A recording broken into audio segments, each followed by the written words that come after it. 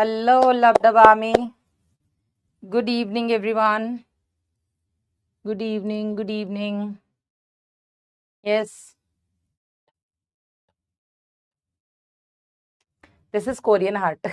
आजकल Korean heart चला है ना, लबडब. यस, हाँ जी, कमेंट्स रुके हुए हैं, एक बार प्लीज देखिएगा. ये अमित शायद 360 पे रुक गए हैं, आगे नहीं बढ़ रहे हैं. क्लास शुरू नहीं हो रही है बेटा, क्लास शुरू हो चुकी है. यस, कमेंट्स रुक गए हैं, प्लीज एक बार कमेंट्स देखिएगा. इज माय फोन यार, एक तो मैं फोन पता नहीं दुनिया के किस कोने में आजकल छोड़ दे रही हूँ, हमेशा ही. How could I be so careless regarding my phone.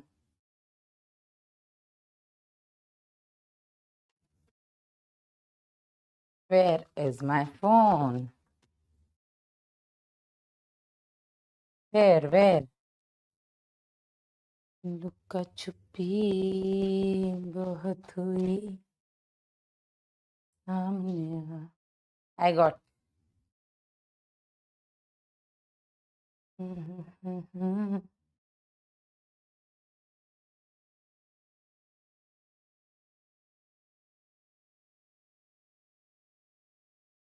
हाँ जी. यार ये लोग देखते नहीं है, सुनते नहीं है, समझ नहीं आ रहा है मुझे. एक मिनट रुको. कमेंट्स रुके हुए हैं मुकेश जी, मैं कितनी देर से बोल रही हूँ.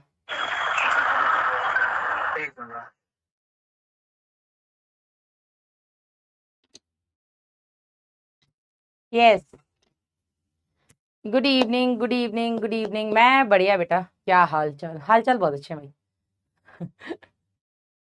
यस, चलिए. Human reproduction. सो पहले तो मैं आपको ये बताना चाहती हूँ कि इस चैप्टर का जो मेजर पोर्शन है, ज्यादा टाइम लगने वाला पोर्शन, वो हो चुका है. अरे तुम्हारे लिए नहीं रुके थे, मेरे स्क्रीन पे रुके हुए थे ना. डायग्राम क्लियर नहीं. ओ my God Vedika, which diagram is not clear, please let me know. कौन सा डायग्राम क्लियर नहीं है आपका, कौन सा डायग्राम क्लियर नहीं हो रहा है. कितने स्टार्टिंग में हमने मेल रिप्रोडक्टिव सिस्टम के डायग्राम्स देखे, ठीक है, जिसमें हमने पहले एक्सटर्नल स्ट्रक्चर ऑफ टेस्टिस देखा out of NCERT, internal structure of detailed देखा टेस्टिस का, एनसीईआरटी में वो डायग्राम दिया हुआ है, ठीक है, ऐसे छोटे से में. फिर हमने उसके अंदर आपके जो टेस्टिकुलर लोब्यूल्स हैं उसका डायग्राम देखा, जिसमें वो सर्टोली आपकी वो सॉरी शुक्र जनन नलिकाएं और उनके बीच में लेडी कोशिकाएं वगैरह होती हैं. फिर बेटा हमने फीमेल रिप्रोडक्टिव सिस्टम देखा. फीमेल रिप्रोडक्टिव सिस्टम में हमने फिर मैमरी ग्लैंड्स का डायग्राम देखा, हमने एक्सटर्नल जेनेटिलिया का डायग्राम देखा, पूरे सिस्टम का डायग्राम देखा. फिर हमने ओवरी का डिटेल में डायग्राम देखा. इसके बाद बेटा हमने स्पर्मेटोजेनेसिस और oogenesis को फ्लोचार्ट के फॉर्म में समझा. फिर बेटा हमने इसके बाद मेंस्ट्रुअल साइकिल को कल डायग्राम के बेसिस पे समझा. लास्ट वाला ग्राफ क्लियर नहीं है मीन टू से. Okay okay. हाँ, कल बलाल डायग्राम, कल वाला. ओके, आई गॉट, मैं समझ गई. जो लास्ट लेक्चर में था, that was not diagram, that was graph baby.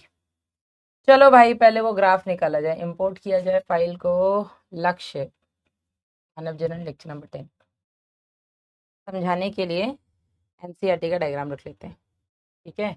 वैसे तो मैं अपना डायग्राम बना करके डिटेल में समझाती हूँ, लेकिन आई गेस इस चीज़ को हम एनसीईआरटी डायग्राम से भी समझ सकते हैं, कोई दिक्कत तो नहीं. मेरे डायग्राम एनसीईआरटी के डायग्राम में कोई चेंज तो नहीं है. रिकैप, मैं वैसे भी आज रिकैप देने वाली थी. मेंस्ट्रुअल साइकिल का बहुत इंपॉर्टेंट चैप्टर है. लड़कियों को तो बिल्कुल जो चीज़ें मैंने लास्ट क्लास में समझाई थी होपफुली समझ में आ गई होंगी. मैं उम्मीद करती हूँ कि लड़कों को भी समझ में आया होगा काफ़ी कुछ. मैं क्लास में सब्जेक्ट के टॉपिक के ज्ञान के अलावा आपको कुछ जनरल ज्ञान भी देती हूँ जो पता होना चाहिए आपको, ठीक है ना. तो उसमें मैंने रिगार्डिंग मेंस्ट्रुअल साइकिल, लड़कियों को काफी कुछ पता ही होता है, ठीक है. पूरी इनर बायोलॉजी नहीं पता, लेकिन एक्सटर्नल फीचर्स तो सब कुछ पता है कि उस टाइम पे क्या क्या होता है, ठीक है. लेकिन लड़कों को बेटा जानना बहुत जरूरी है, क्योंकि समाज में हम एक पुरुष प्रधान देश में रहते हैं. और पुरुष प्रधान देश में पुरुष जितना पढ़ा लिखा होगा सामाजिक तौर पर, व्यवहारिक तौर पर, है ना, उतना ज्यादा समाज महिलाओं के लिए सेफ होगा, ठीक है ना. और आपको पता है आज की डेट में महिलाओं के साथ किस तरीके का समाज में व्यवहार होता है. इसके पीछे काफी हद तक बेटा एक पुरुष की मानसिकता जिम्मेदार है, ठीक है. एक लड़की के कपड़े, एक लड़की का घर से निकलने का टाइम, एक लड़की किसके साथ जा रही है, एक लड़की कितनी बड़ी, कितनी छोटी, कितनी बूढ़ी है, ये सब कभी मैटर करता ही नहीं था। वो तो बस समाज को, औरत को दोषी ठहराने के लिए समाज किसी भी हद तक जा सकता था, उस हद तक जाता था और बोलता था अरे उसने छोटे कपड़े पहने थे, अरे वो रात को क्यों निकली, अरे वो लड़के के साथ क्यों थी। तो वो कुछ ऐसे मुद्दे होते हैं जिसके चलते लड़की को घेरा जाता है। लेकिन बेटा गलती कभी लड़कियों की होती ही नहीं है, ठीक है। लड़की जो गलती है वो हमेशा समाज में उन लड़कों की होती है जो मानसिक तौर पर शायद इतने अभी विकसित नहीं हुए हैं, जिनको सही समय पर सही ज्ञान नहीं दिया है। हमेशा वो ही लड़के इस तरीके की कार्रवाई में इन्वॉल्व होते हैं। बिटर ट्रुथ, यस, सच कड़वा ही होता है बेटा, ठीक है। अब आप कहोगे मैडम अगर ऐसा होता तो पढ़े लिखे लोग ऐसा नहीं करते। बेटा पढ़े लिखे लोग, मैं क्या बोल रही हूँ, पढ़ाई लिखाई सिर्फ वो नहीं है ना जो आप किताबों में पढ़ रहे हैं। पढ़ाई लिखाई वो है जो आपको एक अच्छा इंसान बना रही है, ठीक है। और वो मुझे लगता है कि हम घर से सीख करके आते हैं। अब मैं फिर वही बोलूंगी बेटा, किसी भी क्रिमिनल को क्रिमिनल बनाने में उसके माँ बाप का डायरेक्टली हाथ नहीं होता है, पर इनडायरेक्टली हो सकता है। क्योंकि अगर बच्चों पर सही टाइम पर सही नजर नहीं रखी जाए, बच्चों को सही टाइम पर सही संदेश ना दिया जाए, तो बेटा कहीं ना कहीं वो बच्चा गलत प्रवृत्ति में पड़ता है। When it comes to reproductive health, तो ये एक ऐसा टॉपिक है जहां पर माँ बाप शायद बच्चों से बात करने में हिचकिचाते हैं। उन्हें लगता है कि क्यों बच्चों से इस बारे में बात की जाए, अरे अभी तो छोटे हैं। लेकिन बच्चा छोटा नहीं है ना। जब 8th क्लास में उसने ह्यूमन रिप्रोडक्शन पढ़ लिया, 10th क्लास में थोड़ा और डिटेल में पढ़ लिया, 12th में और डिटेल में पढ़ रहा है, तो वो छोटा कैसे हो सकता है, ठीक है।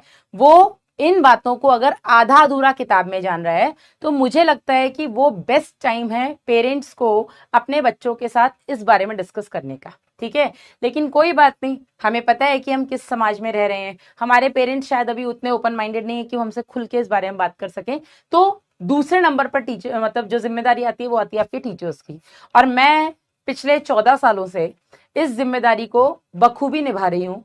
मैं कोशिश करती हूँ कि मेरा बच्चा कभी भी, मेरा बच्चा जैसे मेरे लिए वासु है, मैं आपको भी, शायद वासु तो बहुत बाद में आया है जिंदगी में, ठीक है। पिछले 14 साल से मैं पढ़ा रही हूँ तो वासु 3 साल पहले आया है, ठीक है। तो वासु के आने से पहले भी बेटा मैं हर बच्चे को अपने बच्चे की तरह ही इस टॉपिक को लेकर के ज्ञान देती थी। चाहे वो मेंस्ट्रुअल साइकिल हो, चाहे वो रेप जैसी घटनाएं हो, चाहे लड़कों की लड़कियों के प्रति सोच वाली घटनाएं हो, मैं हमेशा कोशिश करती हूँ कि बच्चों को सही समय पर सही ज्ञान पूरी तरीके से अगर मैं दे दूंगी क्लास में, तो शायद बच्चा गूगल नहीं करेगा। क्योंकि गूगल पे हमेशा जो आंसर आता है वो उस पॉइंट से नहीं आता है जिस पॉइंट से शायद बच्चे को समझना चाहिए, या शायद बच्चा इतना सक्षम नहीं होता है कि वो गूगल की बातों को सही तरीके से समझ सके। वहां पर गलत इमेजेस का आना, ठीक है, गलत वीडियोस का चल जाना, ये कहीं ना कहीं बच्चों की मानसिक स्थिति पर अफेक्ट करता है, उस पर अफेक्ट डालता है। और जब बच्चा आधा अधूरा ज्ञान लेकर के इन टॉपिक पर समाज में निकलता है बेटा, तो वो कहीं ना कहीं समाज के लिए हानिकारक हो जाता है, ठीक है। तो यस, पीरियड्स की जब हमने बात की थी, मेंस्ट्रुअल साइकिल, बहुत सरल टर्म्स में जो ब्लीडिंग फेज होती है उसको हम पीरियड्स कहते हैं। उस टाइम पर लड़कियों को पता है भाई उन्हें क्या करना है, इतना उनके पेरेंट्स उनको सिखाते हैं। लेकिन लड़कों को उस टाइम पर नहीं पता होता है कि क्या करना है। और इस चीज को लेकर के सॉरी, कई सारे एडवर्टीजमेंट्स भी आज की डेट में आ रहे हैं जो ये दिखाते हैं कि इस टाइम पर कैसे एक लड़का लड़की को हेल्प कर सकता है, उसको बिना एम्बैरेस फील कराए, ठीक है ना। तो सो दिस इज, अब हम वापस आ जाते हैं इस टॉपिक पे। जिन बच्चों को समझ में आ गया था एक बार मुझे वो बता दो, जिनको समझ में आ गया है। जिनको नहीं समझ में आया है बेटा, उनको मैं अभी समझाऊंगी। कितने बच्चों को मेंस्ट्रुअल साइकिल टॉपिक क्लियर है? हाँ, कितने बच्चों को ये टॉपिक क्लियर है? लड़कों को भी होते हैं पीरियड्स? नहीं हो लड़कों को पीरियड्स नहीं होते हैं। कैसी बातें कर रहे हो यार, कितना क्लियर बोलो, लड़कियां लड़कियां लड़कियां लड़कियां लड़कियां। लड़कों को पीरियड्स के असर झेलने पड़ जाते हैं, ठीक है। बिकॉज पीरियड्स के टाइम पे लड़कियों को मूड स्विंग्स होते हैं। मूड स्विंग्स पीरियड्स के टाइम हो गया, मेनोपॉज का भी मैंने जाते जाते इतना बात की थी, जिसके बारे में आज हम डिटेल में बात करेंगे, है ना। तो एक पीरियड्स हो गए, ठीक है, जब ब्लीडिंग फेज होता है। एक आपका मेनोपॉज वाला टाइम होता है, मेनोपॉज वाला टाइम जो 40-42 साल के बाद फीमेल्स में देखने को मिलता है, ठीक है। तो उस टाइम पर भी हीट फ्लैशेस होना, मतलब एकदम से इतनी ज्यादा गर्मी लगना औरतों को कि मतलब उनको लगता है लगभग 80% बच्चों को बहुत अच्छे से क्लियर है, लेकिन बाकी 20% बच्चे कोई बात नहीं, मैं हमेशा आप लोगों के लिए यहाँ पर हूँ। ठीक है, आपको कोई भी टॉपिक में ऐसी दिक्कत आती है जो मैं समझा सकती हूँ अपने लेवल पे जाकर के, उनको मैं समझाने की कोशिश करती हूँ। ठीक है, तो सबसे पहले हमने क्या कहा था कि जो मेंस्ट्रुअल साइकिल होती है वो जनरली 28 दिन की होती है। ठीक है, जनरली 28 दिन की होती है, लेकिन ये कम और ज्यादा भी हो सकती है। इसी बात पर मैं एक क्वेश्चन पूछ लूं, अगर समझ में आ गया होगा तो आप बच्चे आंसर कर सकते हैं। यदि कोई महिला जिसमें मेंस्ट्रुअल साइकिल 34 दिन की है, कितना, 34 डेज की है, उस महिला में ओव्यूलेशन किस दिन होगा, मुझे ये बता दीजिए। यदि किसी महिला में मेंस्ट्रुअल साइकिल 34 दिन की है, 34 डेज की है, उस महिला में अंडोत्सर्ग ओव्यूलेशन किस दिन होगा, 20वें दिन। हाँ, कौन कह रहा है मैडम 80% बच्चों को समझ में आया है? किसी का एक बच्चा 24 भी लिख रहा है। हाँ, आपको नहीं समझ में आया होगा, मैं मान सकती हूँ। सबको क्लियर है? 20th डे पे, मतलब यहाँ पे झूठ लिख रहे हैं बच्चे की 80% समझ में आया। मैं ये मान के चलती हूँ 99% बच्चों को समझ में आ गया, अगर आप ये क्वेश्चन कर पा रहे हैं। ठीक है, क्योंकि पूरी मेंस्ट्रुअल साइकिल में हमने कहा था केवल एक ल्यूटियल फेस है या स्रावी प्रावस्था जो फिक्स है, 10 से मतलब जो फिक्स है कि 13 दिन की होती है, क्योंकि 10 दिन का कॉर्पस ल्यूटियम का क्या बोलते हैं, लाइफ स्पैन होता है। ठीक है, उस बीच में अगर फर्टिलाइजेशन नहीं हुआ तो कॉर्पस ल्यूटियम फट जाता है। ठीक है, या डीजनरेट हो जाता है, नष्ट हो जाता है, और ये सब होने में 13-14 दिन लग जाते हैं, उसके नेक्स्ट मेंस्ट्रुअल साइकिल स्टार्ट हो जाती है। बाकी के बेटा जो दिन है वो आगे पीछे हो सकते हैं। तो सबसे पहले हमने कहा था कि मेंस्ट्रुअल साइकिल को हमने 4 पार्ट में डिवाइड किया। 17 नहीं होगा, 17 नहीं होगा बेटा। हमने कहा था, एनसीईआरटी लिखती है कि मेंस्ट्रुअल साइकिल के मिड में क्या होता है, ओव्यूलेशन होता है। क्लास में मम्मी कि मेंस्ट्रुअल साइकिल के मिड में ओव्यूलेशन होता है, पर ये बात एनसीईआरटी तब लिखती है जब एनसीईआरटी 28 दिन की मेंस्ट्रुअल साइकिल की बात कर रही है, वो आइडियल केस की बात कर रही है, और आइडियल केसेस मार्केट में देखने को नहीं मिलते हैं। जब आप डॉक्टर भी बनेंगे ना, हम क्यों बोलते हैं कि एक्सपीरियंस्ड डॉक्टर के पास जाना चाहिए, सिर्फ डॉक्टर के पास नहीं जाना चाहिए। जब हम डॉक्टर ढूंढते हैं तो हम कोशिश करते हैं डॉक्टर थोड़ा सा एजेड हो, जितना बूढ़ा होगा और उतना और अच्छा होगा, जितना बूढ़ा मतलब उतना ज्यादा एक्सपीरियंस्ड। ठीक है ना, उसका रीजन बेटा यही होता है कि जो हम किताब में पढ़ते हैं वो आइडियल चीजें होती हैं। ठीक है, किताब में जो हम पढ़ते हैं वो आइडियल चीजें होती हैं, लेकिन जब हम प्रैक्टिस करने में आते हैं बेटा तो कोई भी मेडिकल केस आइडियल नहीं होता है, कोई भी मेडिकल केस आइडियल नहीं होता है। और जो डॉक्टर जितने ज्यादा पेशेंट्स को देख चुका है, जितना ज्यादा उसका एक्सपीरियंस है, उसने उतनी ही वैरायटी ऑफ केसेस देखे हैं, और जिस डॉक्टर ने जितने ज्यादा वैरायटी ऑफ केसेस देखे हैं उसका हाथ, उसका ज्ञान उतना ज्यादा अच्छा होगा। तो सिर्फ किताबें पढ़ने से बेटा डॉक्टर नहीं बनते हैं, डॉक्टर बनते हैं प्रैक्टिस करने से। ठीक है, चलिए, तो हमने देखा जो मेंस्ट्रुअल साइकिल होती है 28 दिन की मेंस्ट्रुअल साइकिल, वो 4 फेजेस में होती है। मेंस्ट्रुअल साइकिल कोई भी हो 4 फेज में होगी। सबसे पहला फेज होता है बेटा ब्लीडिंग फेज, जिसको हम ऋतुस्राव फेज या आपका मेंस्ट्रुअल फेज कह देते हैं। मेंस्ट्रुअल फेज हमने क्या कहा था, 3 से 5 दिन का हो सकता है। ठीक है, ये हो गया बेटा आपका 3 से 5 दिन का मेंस्ट्रुअल फेज। फिर मैंने आपसे ये भी कहा था बेटा कि ये जो मेंस्ट्रुअल फेज है ये वेरी कर सकता है, हो सकता है किसी फीमेल में 3 ही दिन का हो, किसी में 4 दिन का हो, किसी में 7 दिन का भी तो हो सकता है, और होता ही है। आप में से बहुत ऐसी लड़कियां होंगी जो आपस में डिस्कस करती है, यार मेरे को तो 7 दिन तक प्रॉब्लम रहती है, दूसरा यार मेरे को 3 दिन में मैं फ्री हो जाती हूँ, कोई कहता है मैं तो 2 ही दिन में फ्री हो जाती हूँ, कोई मैं 5 दिन में फ्री होती हूँ। तो ये जो बेटा ब्लीडिंग फेज है ये वेरी करता है अलग अलग फीमेल में। इसका जो दिन है वो 3 से हम 5 दिन नॉर्मल लेकर के चलते हैं, लेकिन ये कम और ज्यादा भी हो सकते हैं। ब्लीडिंग फेज के बाद आता है आपका दूसरा फॉलिकुलर फेज, जिसको हम पुटिकीय या प्रचुरोद्भवन प्रावस्था कहते हैं। तीसरा आता है बेटा आपका ओव्यूलेटरी फेज, और चौथा आता है आपका स्रावी या ल्यूटियल फेज। ठीक है, अब हमने क्या बोला कि इस 28 दिन के साइकिल में 2 जगह आपको बॉडी के अंदर चेंजेस देखने को मिलते हैं। पहला चेंज आपको देखने को मिलता है आपके यूट्रस यानी कि गर्भाशय के अंदर, और दूसरा चेंज आपको देखने को मिलता है आपके अंडाशय मतलब कि ओवरी के अंदर। अब अंडाशय के अंदर क्या चेंज हो रहा है भाई, अंडाशय के अंदर जो आपके प्राथमिक पुटक, जो बच्ची पैदा हुई थी उस टाइम पे उसके ओवरी के अंदर कितने प्राथमिक पुटक थे, लगभग 20-20 लाख दोनों ओवरीज में। जब तक उस बच्ची में मेंस्ट्रुअल साइकिल आनी स्टार्ट हो रही है किशोरावस्था तक, तब तक बेटा उसकी प्रत्येक ओवरी के अंदर लगभग 60,000 से 80,000 प्राथमिक पुटक या प्राइमरी फॉलिकल्स पाए जाते हैं, हमने बताया था। ये जो बेटा प्राइमरी फॉलिकल्स हैं, हर महीने एक प्राइमरी फॉलिकल डेवलप करता है, ठीक है, कभी राइट साइड में कभी लेफ्ट साइड में, ठीक है। कभी कभी ऐसा भी हो जाता है कि दोनों ओवरी में एक साथ शुरू हो जाता है, ठीक है। जनरली बेटा राइट साइड फिर लेफ्ट साइड फिर राइट साइड, ऐसा ऑल्टरनेट डे मतलब ऑल्टरनेट मंथ में होता है, ठीक है। अब क्या हो रहा है बेटा, हर महीने एक प्राथमिक पुटक जो है वो ग्राफियन पुटक बना रहा है, ठीक है। अब प्राथमिक पुटक से ग्राफियन पुटक बनना बेटा मैंने आपको पढ़ाया है। प्राथमिक पुटक में आपका प्राइमरी oocyte होता है जिसके बाहर कणिका में कोशिकाएं होती हैं, फिर वो सेकेंडरी पुटक बनाता है जिसमें कणिका में कोशिकाओं की संख्या बढ़ जाती है, फिर बेटा वो टर्शरी पुटक बनाता है। टर्शरी पुटक में एक गुहा देखने को मिलती है। टर्शरी पुटक में हमें देखने को मिलता है कि वो जो प्राथमिक oocyte था, प्राइमरी oocyte, जो कि प्रोफेज 1 के डिप्लोटीन अवस्था में फंसा हुआ था, वो मियोसिस 1 कंप्लीट हो जाती है और आपका सेकेंडरी oocyte और फर्स्ट पोलर बॉडी बन चुका होता है, ठीक है। फर्स्ट पोलर बॉडी का क्या होता है हमें नहीं पता, लेकिन सेकेंडरी oocyte बन जाता है आपके टर्शरी फॉलिकल में, और वही बेटा टर्शरी फॉलिकल फिर और ज्यादा परिपक्व होके मैच्योर होके बेटा बनाता है एक परिपक्व ग्राफियन पुटिका या मैच्योर ग्राफियन फॉलिकल, ठीक है। अब ये जो मैच्योर ग्राफियन फॉलिकल है बेटा, इस मैच्योर ग्राफियन फॉलिकल का मैंने आपको स्ट्रक्चर बताया है।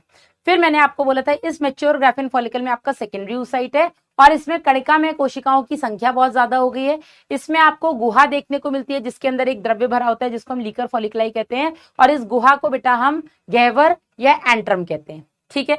फिर हमने क्या बोला था कि ये जो कणिका में कोशिकाएं हैं, जैसे जैसे कणिका में कोशिकाएं बढ़ती जा रही हैं वैसे वैसे इसके अंदर से निकलने वाला जो ईस्ट्रोजन हार्मोन है, उस ईस्ट्रोजन हार्मोन का जो स्तर है वो भी बढ़ता जा रहा है।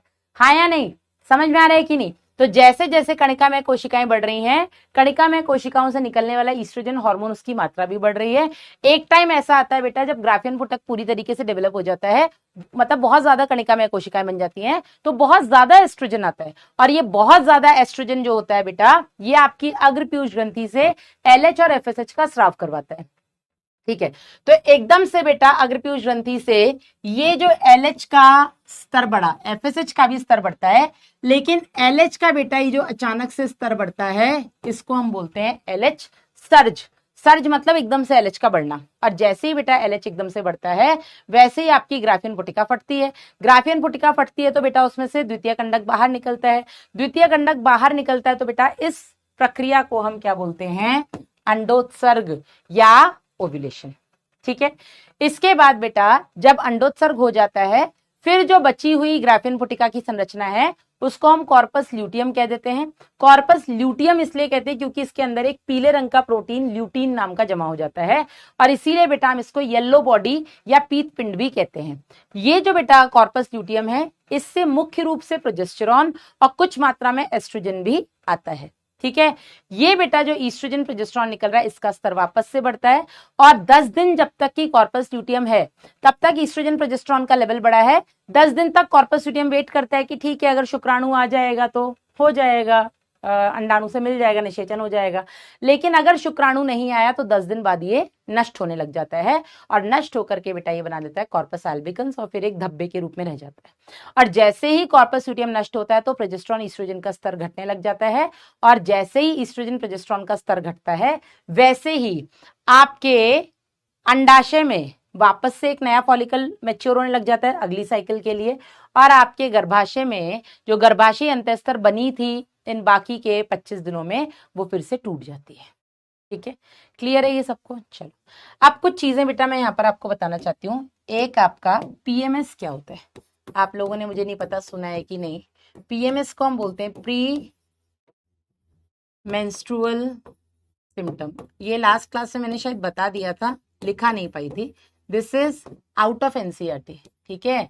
ये ज्ञान के बादल हैं, फट रहे हैं थोड़े से, भीग जाओ भैया, है ये आपका आउट ऑफ एनसीईआरटी है, लेकिन रोजमर्रा की जिंदगी से जुड़ा हुआ है इसलिए बता रही हूँ। पीएमएस का मतलब होता है प्री मेंस्ट्रुअल सिम्टम, मतलब कि मेंस्ट्रुएशन होने से पहले कुछ लक्षण का दिखना, है ना। लड़कियों को जनरली पता लग जाता है यार डेट आने वाली है करके, है ना। कैसे किसी को बुखार आने लग जाता है, किसी को शरीर एकदम से पूरा दुखने लग जाता है, किसी को पेट में दर्द चालू हो जाता है, किसी को कमर में दर्द चालू हो जाता है, किसी को उल्टियां चालू हो जाती हैं, ठीक है, किसी को जी घबराने लग जाता है। तो सबके अलग अलग, हाँ, किसी को मैमरी ग्लैंड से पेन होने लग जाता है, किसी को फेस पे एकदम से पिंपल्स निकलने लग जाते हैं। तो ये बेटा आपके पीएमएस के अंदर आते हैं। तो पीएमएस का मतलब होता है प्री मेंस्ट्रुअल सिम्टम्स, ऐसे लक्षण जो नेक्स्ट साइकिल के शुरू होने से पहले आपको दिखते हैं, ठीक है। और पीएमएस बेटा जो होता है ये हर लड़की में अलग अलग हो सकते हैं, और किसी किसी में पीएमएस नहीं भी दिखते हैं, या ऐसा भी हो जाता है किसी में पीएमएस इतने कम होते हैं कि वो उनको समझ नहीं पाता, ठीक है। पीएमएस का मतलब post matric scholarship. Oh my God. एक बेटा बच्चा मुझसे पूछा, मैडम मेनोपॉज क्या होता है? बेटा तुम लोग ना पिछला लेक्चर ढंग से देखते नहीं हो, फिर तुम लोग बकवास करते हो। मेनोपॉज का मतलब क्या होता है बेटा? रजो निवृत्ति। क्या होता है? रजो निवृत्ति। मतलब अब मेंस्ट्रुअल साइकिल आनी बंद हो चुकी है। रजो निवृत्ति जब आने वाली होती है, मैंने क्या बोला, हर फीमेल्स में अलग अलग टाइम होता है, ठीक है।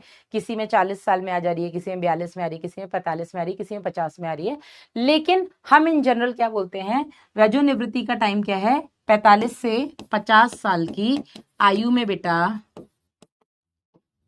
जनरली देखने को मिलता है आपको मेनोपॉज।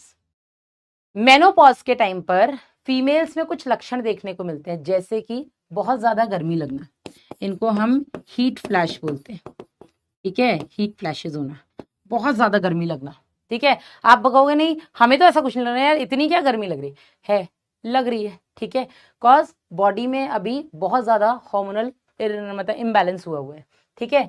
इसके अलावा मूड स्विंग्स, मूड स्विंग्स तो बेटा बहुत कॉमन है। प्रेगनेंसी के टाइम पे आपने सुना होगा बहुत मूड स्विंग्स होते हैं, ठीक है, कि अचानक से गुस्सा आ रहा है, अचानक से एकदम नॉर्मल हो जा रहे हैं, ठीक है, अचानक से कुछ खाने का मन कर रहा है, जब तक वो सामने चीज आ रही है फिर उसको छूने का भी मन नहीं कर रहा है। तो ये सब मूड स्विंग्स होते हैं। मेंस्ट्रुअल साइकिल मतलब जब ब्लीडिंग फेज होता है उस टाइम पे भी लड़कियों को मूड स्विंग्स होते हैं, किसी किसी को तो बहुत ही ज्यादा होते हैं, ठीक है ना। तो जो शुरू के जो ब्लीडिंग फेज होता है बेटा, इसमें भी मूड स्विंग्स होते हैं, ठीक है। या पीएमएस में बेटा मूड स्विंग्स भी आ जाता है। तो पीएमएस में कई सारी चीजें आ जाती हैं। प्री मेंस्ट्रुअल सिम्टम में क्या हो गया, एक तो आपका बैक पेन हो सकता है, ठीक है, फिर बॉडी एक हो सकता है, फुल बॉडी में ही पेन हो रहा है, ठीक है। इसके अलावा बेटा एक्ने हो सकते हैं, एक्ने मतलब कि पिंपल्स जिनको हम बोल देते हैं, ठीक है, एक्ने मतलब पिंपल्स। इसके अलावा बेटा क्या बोल सकते हैं उसको, ब्रेस्ट पेन हो सकता है, ठीक है, ब्रेस्ट पेन हो सकता है। इसके अलावा फीवरिश हो सकता है, ठीक है, फिर नॉजिएटिंग हो सकता है, नॉजिएटिंग मतलब हल्का सा जी घबराना, वॉमिटिंग वगैरह, ठीक है, नॉजिया हो सकता है, ठीक है। इसके अलावा बेटा मूड स्विंग्स हो सकते हैं, सब अच्छा लग रहा है फिर सब बेकार लग रहा है, अभी मन कर रहा है पार्टी करते हैं, पार्टी करने गए तो मन कर रहा है घर चलो यार मेरे को नहीं जाना है। बहुत सारे ऐसे रीजन, मतलब बहुत सारे ऐसे। पीएमएस का हिंदी क्या होता है नहीं पता, ये कुछ चीजें आउट ऑफ एनसीईआरटी। भाई मेरे को उतनी हिंदी आती है जितनी एनसीईआरटी में लिखी है। गर्भाशय की लेयर का काम बता दीजिए, बताएंगे आगे अभी पढ़ेंगे ना तो सब कुछ बताएंगे, ठीक है। गुस्सा आना भी बेटा मूड स्विंग्स में ही आएगा, ठीक है। आप लोगों ने देखा होगा महीने के कुछ ऐसे दिन होते हैं जब हम बिना बात के पिट रहे हैं घर में, हुआ है आपके साथ?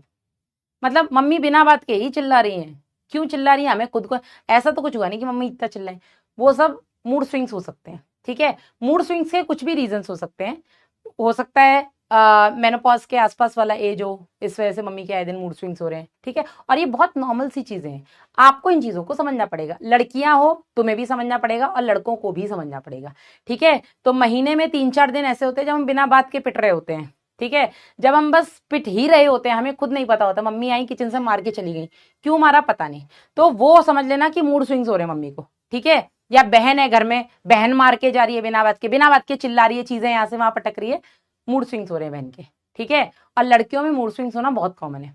अब मैं कहूंगी लड़कों में भी मूड स्विंग्स होते हैं, हाँ लड़कों में भी मूड स्विंग्स होते हैं, पर उनका रीजन ये नहीं है, ठीक है। चल आगे बढ़ते हैं। अब तो क्लियर है पिछला टॉपिक, अब तो कुछ नहीं पढ़ना। अब इससे क्वेश्चंस कैसे आते हैं बेटा, आज आपको डीपीपी मिल जाएगी, उसमें आप लोगों को बहुत क्लियर हो जाएगा कि इससे कैसे क्वेश्चंस आते हैं, ठीक है। बाकी कुछ मैं भी करवा दूंगी।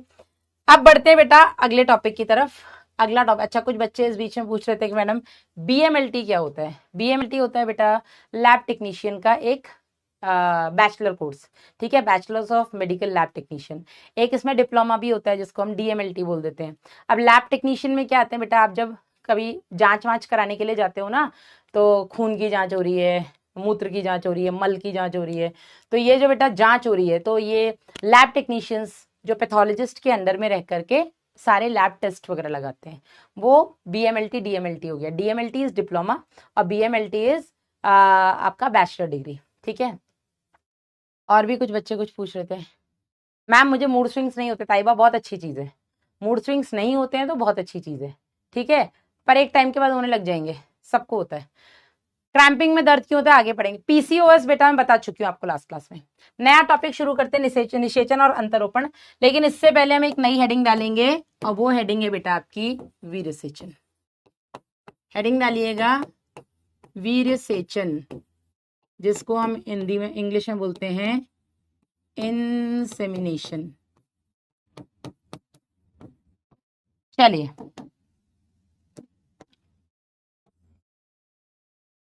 तो अब तक हमने क्या क्या पढ़ लिया। अब तक हमने पढ़ा सबसे पहले जनन अंग, ठीक है, नर और मादा के। फिर हमने देखा उन जननांगों में किस तरीके से आपका मतलब युग्मकों का जनन होता है, नर में शुक्राणुओं का और मादा में अंडाणुओं का। फिर बेटा हमने नेक्स्ट टॉपिक पढ़ा आपका आर्तव चक्र। यही अभी तक के चैप्टर का सबसे भारी भारी जो टॉपिक थे वो हम कर चुके हैं। अब बेटा हमें जो भी पढ़ना है वो भारी नहीं है, पर इंटरेस्टिंग भी है और इंपॉर्टेंट भी है, ठीक है ना। चलो एक बार थम्स अप कर दो, मैम BMLT करना चाहिए, कर सकते हो जतिन, अच्छा स्कोप है, ठीक है। बाकी ना बहुत सारी चीजें जगह जगह पे भी वेरी करती हैं, ठीक है। हाँ BMLT इज नॉट बैड, ठीक है, अच्छा है। और इसमें भी अगर आप अंदर और अंदर जाओ तो रेडियोलॉजी का कर लो, रेडियो में बहुत अच्छा स्कोप है, पैसे ज्यादा हैं। एक बार थम्स अप कर दो, आगे बढ़े। मैडम आपका क्राउन कहाँ है युवराज, है तो, है तो कहीं तो है यार, आजकल ना वो बुक शेल्फ बाहर हो गया है, कहाँ रख दिया मैंने, पता नहीं, पता नहीं। हाँ जी, OCD क्या होता है। OCD बेटा obsessive compulsive disorder, if I am not wrong. आपने देखा होगा ना कुछ लोग पागल होते हैं सफाई को लेके, मैं भी शायद हूँ, मुझे OCD नहीं है लेकिन मैं सफाई को लेके तो पागल हूँ। मतलब मुझे जो चीज जहां रखनी चाहिए वहीं चाहिए, मुझे प्रॉपर डस्टिंग वस्टिंग, धूल आ गई डस्टिंग कर दो। अब आलस है तो अलग बात है कि यार अब हिम्मत नहीं हो रही तो मैं लेटी हूँ तो गंदी पड़ी है, लेकिन अगर मैं उठी हूँ तो मुझे थोड़ा है, सफाई का कीड़ा है। तो कुछ लोगों को होता है, ठीक है, सफाई का कीड़ा होना, जिसको आप बहुत सरल भाषा में आप उसको सफाई का कीड़ा समझ सकते हो। वीर सेचन क्या होता है बेटा, अब मैं चैट को ऑफ कर रही हूँ so that you guys can focus on the board. वीर का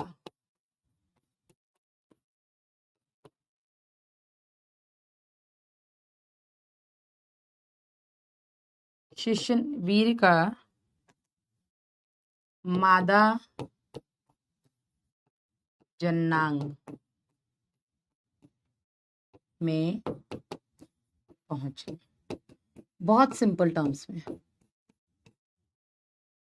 वो प्रक्रिया जिसके द्वारा वीर जो कि नर जन अंग के अंदर बना है, ठीक है, उस वीर का फीमेल रिप्रोडक्टिव सिस्टम के अंदर पहुंचना वीर सेचन कहलाता है, ठीक है।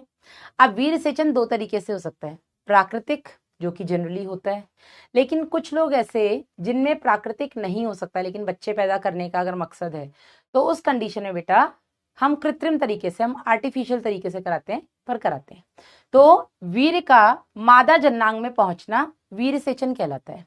अब वीर सेचन बहुत जरूरी है अगर आपको जनन मतलब जनन करना है, अगर आपको संतान चाहिए, आप अपनी फैमिली प्लानिंग कर रहे हैं, आपको फैमिली आगे बढ़ानी है, उस कंडीशन में बेटा वीर सेचन होना बहुत जरूरी है, ठीक है। तो वीर का मादा जननांग में पहुंचना वीर सेचन कहलाता है। दूसरा बेटा जनन के लिए अति आवश्यक प्रक्रिया, अगर बच्चे पैदा करना चाहते हो तो ये बहुत ही जरूरी प्रोसेस है बेटा जनन के लिए, ठीक है। अब वीर सेचन दो तरीके से हो सकता है, एक प्राकृतिक तरीके से हो सकता है जो कि होता ही है, ठीक है, लेकिन जिनमें प्राकृतिक तरीके से नेचुरल इंसेमिनेशन नहीं हो सकता उनमें बेटा, और वो बच्चा भी पैदा करना चाहते हैं तो हम आर्टिफिशियल इंसेमिनेशन करते हैं, हम कृत्रिम तरीके से इंसेमिनेशन करते हैं। ठीक है, तो प्राकृतिक वीर्य सेचन कैसे होता है बेटा? प्राकृतिक वीर्य सेचन में मैथुन के दौरान, मैथुन यानी कि सेक्सुअल इंटरकोर्स के दौरान, ठीक है, सेक्सुअल इंटरकोर्स के दौरान शिशन द्वारा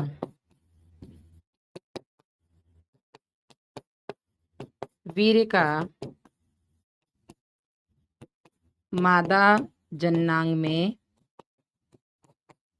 पहुंचना, ये हो गया बेटा आपका नेचुरल इंसेमिनेशन। नेचुरल मतलब जो नेचुरली हो रहा है, इसके लिए आपको कोई अलग से इक्विपमेंट लगाने की जरूरत नहीं पड़ रही है। ठीक है, तो प्राकृतिक वीर्य सेचन जब भी कोई कपल इंटरकोर्स करता है, मेटिंग करता है, उसी को हम मैथुन बोल देते हैं।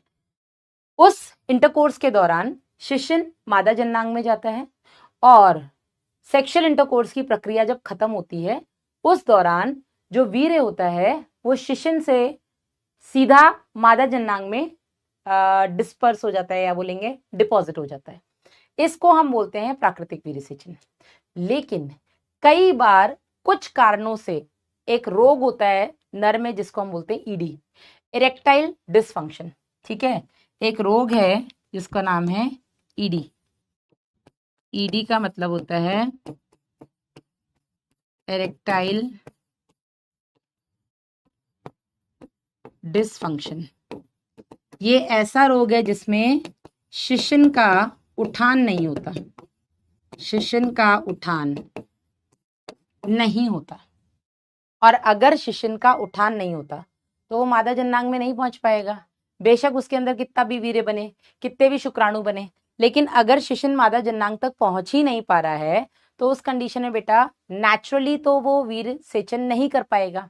लेकिन उस कपल को बच्चा भी चाहिए, तो उस कंडीशन में हम क्या करते हैं, हस्बैंड का, या अगर हस्बैंड के अंदर वीर्य ही नहीं बन रहा तो किसी और दाता का वीर्य लेकर के मादा के अंदर हम एक सिरिंज की मदद से डिपॉजिट करते हैं। ठीक है, मादा के अंदर हम एक सिरिंज के आगे थोड़ा सा पाइप लगाते हैं, एक पतला सा वो ट्यूब होता है। ठीक है, ऐसे घर में मत कर लेना कि ऐसा कोई पाइप नहीं, सब मेडिकल प्रोसीजर्स होते हैं, मेडिकल इक्विपमेंट्स होते हैं। ठीक है, तो सिरिंज के आगे एक पतला सा ट्यूब लगता है, उस ट्यूब में, उस सिरिंज में हम पूरा सीमेन भर के उस ट्यूब की मदद से मादा जननांग के अंदर डिपॉजिट करवाते हैं। इसको हम बोलते हैं कृत्रिम वीर्य सेचन।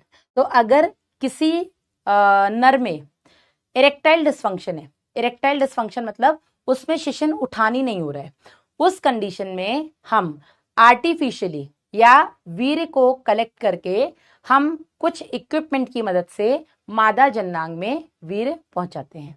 ठीक है, तो वीर्य सेचन तो हम कर रहे हैं, लेकिन यहाँ पर प्राकृतिक वीर्य सेचन नहीं हो रहा। तो ईडी, इरेक्टाइल डिसफंक्शन होने पर या इरेक्टाइल डिसफंक्शन के कारण नर प्राकृतिक रूप से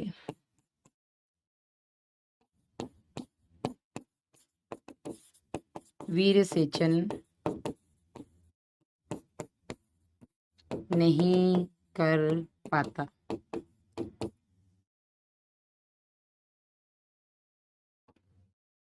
ऐसी अवस्था में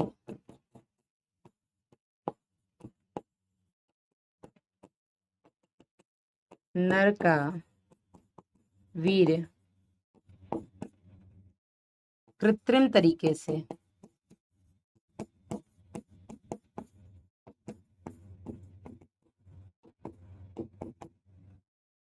मादा जननांग में पहुंचाया जाता।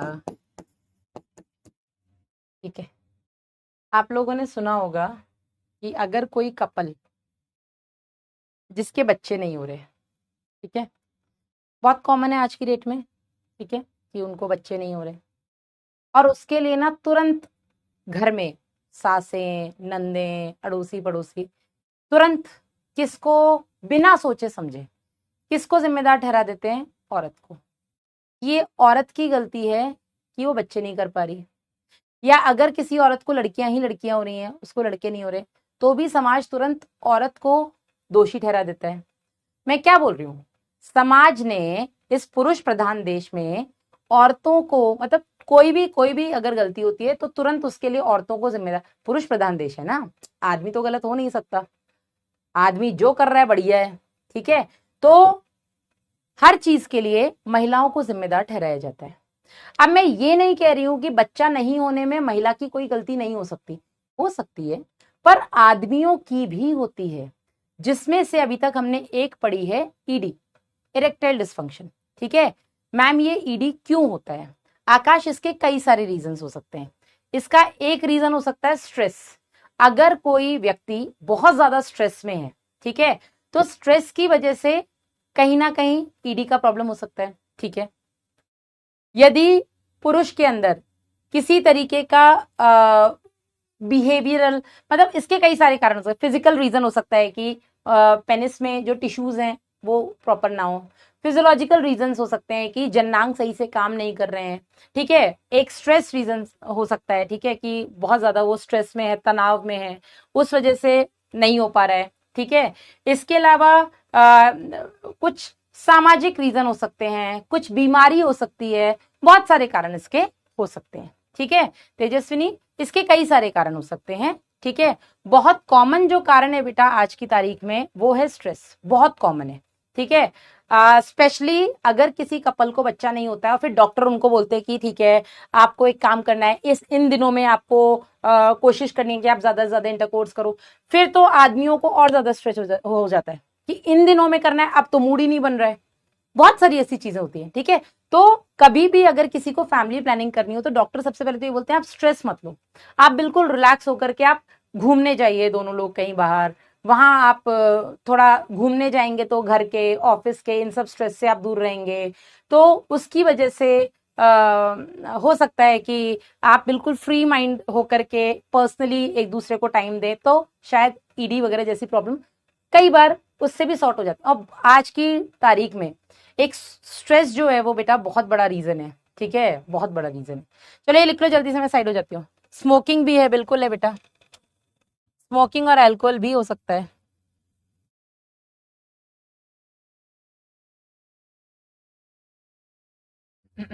आईवीएफ, यही बेटा, आईवीएफ में बहुत कुछ आता है, हम पढ़ेंगे।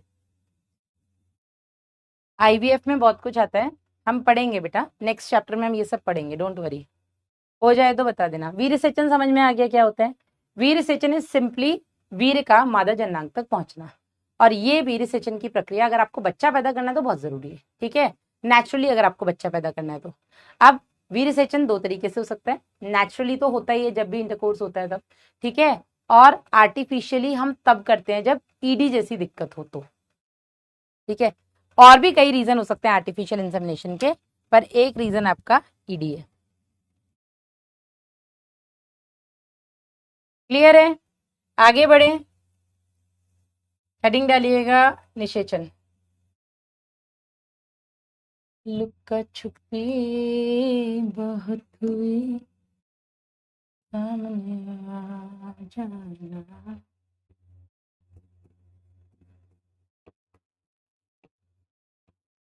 इसको हम बोलते हैं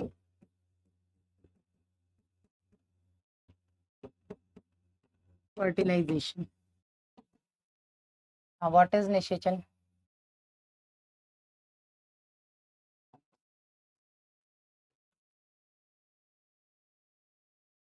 अंडाणु व शुक्राणु का संलयन, यानी कि मिलना, fusion of sperm and egg, fusion of egg and, ठीक है। अब निषेचन भी हम नेचुरली और आर्टिफिशियली कर सकते हैं, लेकिन अभी हम नेचुरल की बात करेंगे। निषेचन डिंब वाहिनी या अंडवाहिनी या फैलोपियन नलिका के तुम्बिका भाग में होता है।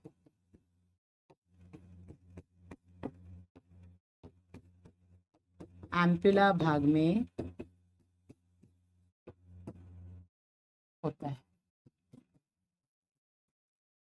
ठीक है, अब जितना हमने सिंपली तरीके से बोल दिया, मैम मेल में एज के बाद भी ईडी हो जाता है, एज भी एक कारण है प्रेम, एज भी एक कारण है। ठीक है, अब जैसा कि मैंने आपको बोला कि अंडाणु और शुक्राणु का आपस में मिलना है निषेचन, पर इतना इजी नहीं है बेटा, अंडाणु और शुक्राणु का आपस में मिलना इतना इजी नहीं है। आपको पता है अंडाणु एक ह्यूमन बॉडी की सबसे बड़ी कोशिकाओं में आती है, सबसे लंबी कोशिकाओं में आपका न्यूरॉन आता है। ठीक है, लेकिन सबसे बाबा कालू यार, जहां तक अब ये चीज तो हम पढ़ ही सकते हैं। ठीक है, जहां तक हमने इस बारे में पढ़ा है बेटा, मैस्टरबेशन जो आप पूछ रहे हैं, ठीक है, डॉक्टर्स जो बोलते हैं अगर एक लिमिट में मैस्टरबेशन किया जाए दैट इज क्वाइट ओके, लेकिन यदि कोई मेल बहुत ज्यादा ये चीज कर रहा है, ठीक है, तो वो आगे चल के दिक्कत दे सकती है। ठीक है, एक लिमिट इन द सेंस की लिमिट क्या होती है वो तो नहीं, डेली मत करो एटलीस्ट। ठीक है, दिन में 10 बार मत करो, 2-3 बार भी मत ही करो। जब मैंने कहा डेली मत करो तो फिर दिन में करने का क्या मतलब है। ठीक है, वीक में 1 बार 2 बार तक इट इज ओके, ओके माना गया उस चीज को। ठीक है, डबल फर्टिलाइजेशन किसे कहते हैं शरीबा बेटा, डबल फर्टिलाइजेशन प्लांट्स में होता है। ठीक है, हमारे अंदर नहीं होता है, जनरली हमारे अंदर डबल फर्टिलाइजेशन ऐसा कुछ भी नहीं होता है। ठीक है, आगे मैं बहुत सारी चीजें इसमें आपको बताऊंगा। तो निषेचन मैंने क्या बोला, जितना सिंपल हमें लग रहा है कि अरे मैडम अंडाणु शुक्राणु मिल गए हैं तो निषेचन हो गया, पर इतना सिंपल होता नहीं है। निषेचन में बेटा इसके कुछ चरण होते हैं। सबसे पहला चरण होता है शुक्राणुओं का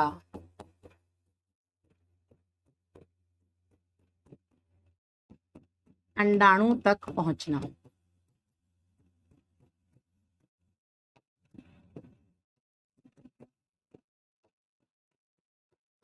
approach of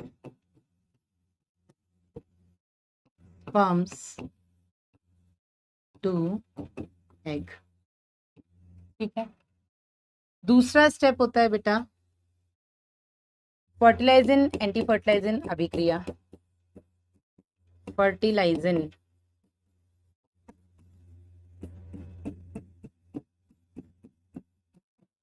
anti fertilizin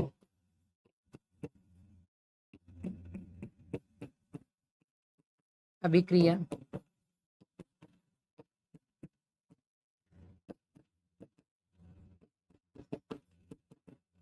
fertilizin anti fertilizin reaction. एक बच्चा ना बहुत बार पूछ चुका है कि मैम मेल्स में क्यों नहीं होता है मेंस्ट्रुअल साइकिल, मेल्स में क्यों नहीं होता है। बेटा मेंस्ट्रुअल साइकिल होने के लिए हमने क्या देखा, 2 अंग बहुत जरूरी हैं, एक आपका अंडाशय, दूसरा आपका गर्भाशय। क्योंकि आर्तव चक्र के दौरान एक बदलाव कहाँ हो रहा है, आपके बदलाव कहाँ कहाँ देखने को मिल रहा है, या तो अंडाशय में देखने को मिल रहा है या गर्भाशय में, और ये दोनों ही अंग बेटा नर में नहीं है, समझे कि नहीं। आप बता दो आप में कोई ऐसा है जिसके अंदर अंडाशय गर्भाशय पाए जाने में, अंडाशय नहीं है गर्भाशय है एक मेरे पास मैडम, या कोई मैडम गर्भाशय नहीं है एक अंडाशय है मेरे पास छोटा सा, कोई है यहाँ पे ऐसा है कोई नहीं ना। तो इसी कारण से बेटा मेल्स में ये मेंस्ट्रुअल साइकिल नहीं हो सकता, हो ही नहीं सकता। हार्मोन सारे हैं, LH है, FSH है, GnRH है, थोड़ा बहुत मात्रा में ईस्ट्रोजन भी है मेल्स में, लेकिन अंडाशय और गर्भाशय जो दो ऑर्गन जो चाहिए, जो होने चाहिए, वो दोनों नहीं है बेटा। मरे जा रहे हैं बच्चे पैदा करने के लिए, नहीं कर पा रहे हैं, समझे कि नहीं। चलो आ जाओ, दूसरा हो गया फर्टिलाइजन एंटी फर्टिलाइजन रिएक्शन। तीसरा बेटा जो स्टेप होता है वो होता है एक्रोसोमल अभिक्रिया या अग्रपिंडक अभिक्रियाएं जिसे हम बोलेंगे एक्रोसोमल रिएक्शंस।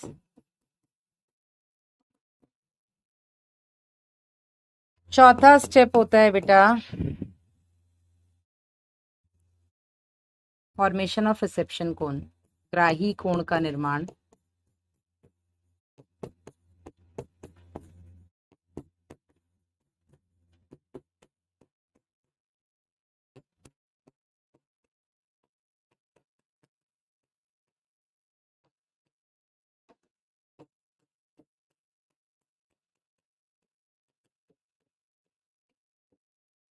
पांचवा होता है आपका फिर एंटर कर जाता है स्पर्म। उसके बाद होता है आपका ब्लॉक टू पॉलीस्पर्मी होगा। मेटाफेज 2 में जो रुका हुआ था वो कंटिन्यू होगा, है ना। अर्धसूत्री विभाजन।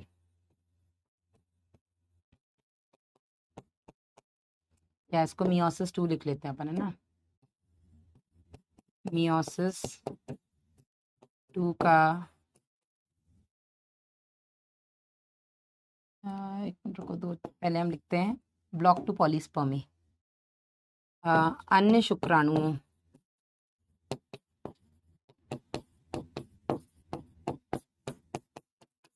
के प्रवेश को रोकना,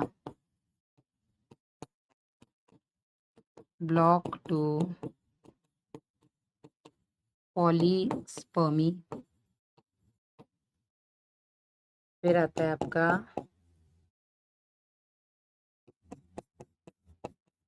मियोसिस 2 का पूर्ण होना,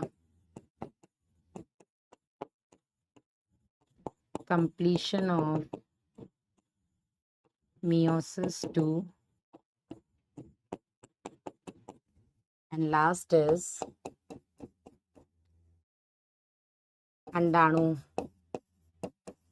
व शुक्राणु के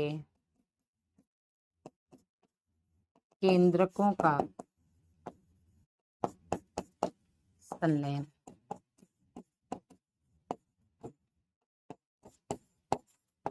fusion of egg and sperm nucleus. ये लिखो जल्दी से, मैं औलाद देखूं।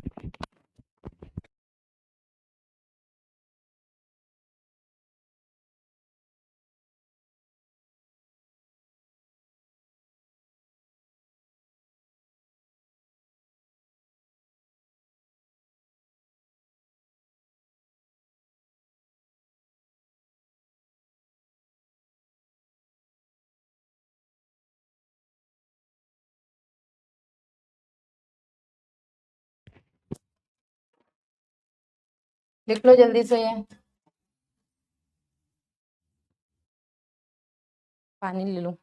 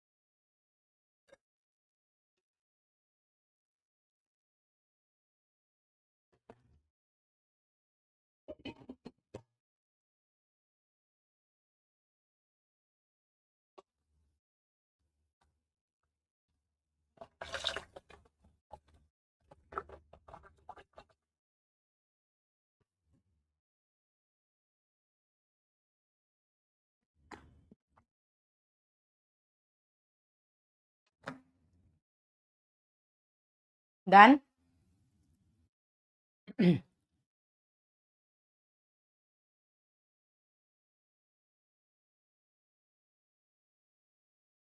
प्यास लगती है बहुत आजकल। अब हम एक एक करके इन सारे स्टेप्स को डिटेल में पढ़ेंगे, ठीक है। सबसे पहले बेटा हम बात करेंगे शुक्राणुओं का अंडाणु तक पहुंचना, ठीक है।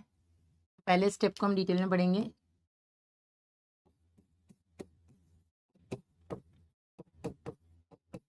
शुक्राणुओं का अंडाणु तक पहुंचना।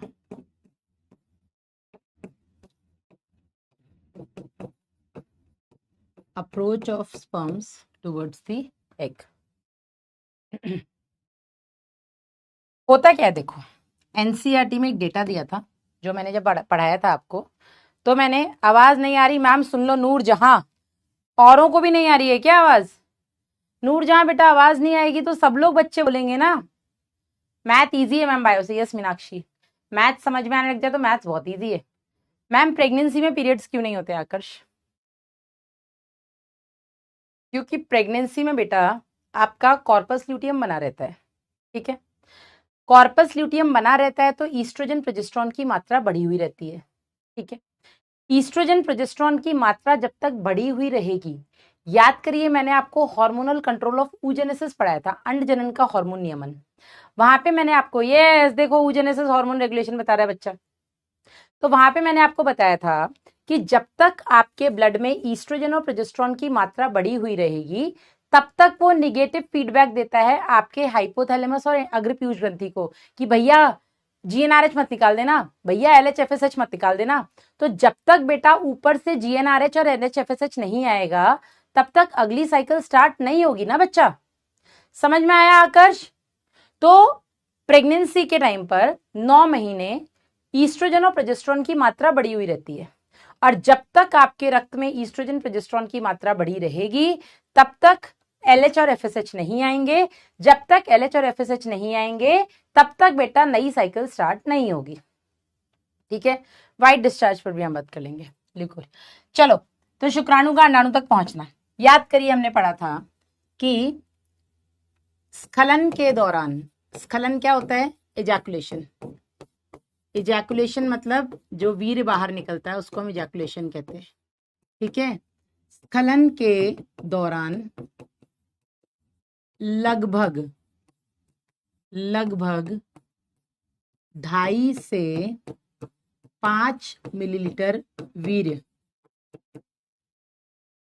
रिलीज होता है, यानी कि मुक्त होता है,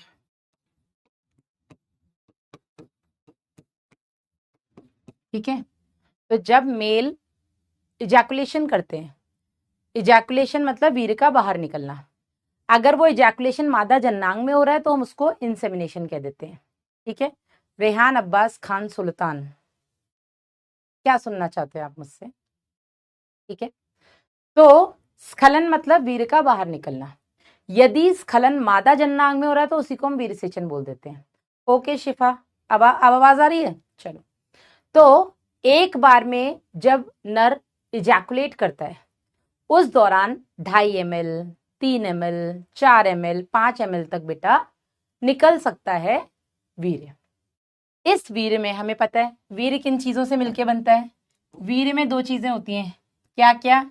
इसमें आपका शुक्राणु होते हैं जो कि मात्र कितने होते हैं? 10%। बाकी 90% तो इसमें सेमिनल प्लाज्मा होता है ना, जिसे हम शुक्राशय प्लाज्मा कहते हैं। अब अगर बात चली है तो थोड़ा सा दूर तक तो जाएगी भाई साहब। इसी बात पर मुझे ये बता दो, नीट 2018 का क्वेश्चन है, शुक्राणु या शुक्राशय प्लाज्मा में क्या क्या चीजें मौजूद रहती हैं। नीट 2018 का क्वेश्चन है, seminal plasma is composed of, शुक्राशय प्लाज्मा में क्या क्या पाया जाता है? जल्दी से बता दो। बात चलेगी तो बेटा तो थोड़ी दूर तक तो जाएगी, और मैं पढ़ा चुकी हूँ तो बहुत दूर तक भी जा सकती है। हाँ जी। Ma'am, why sperm came out quickly during this within 1 minute? Is this any disorder?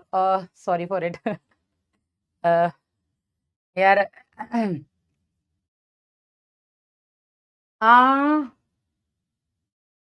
what should I say? Not disorder actually.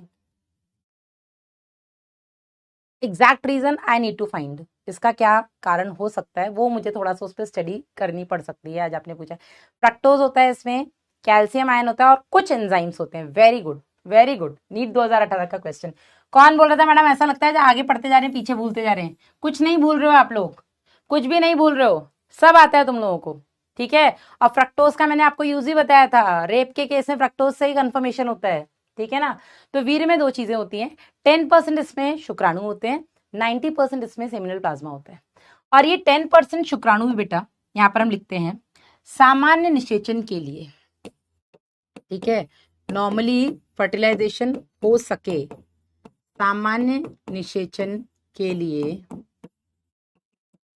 वीर्य में 200 से 300 मिलियन शुक्राणु होने चाहिए, जिनमें से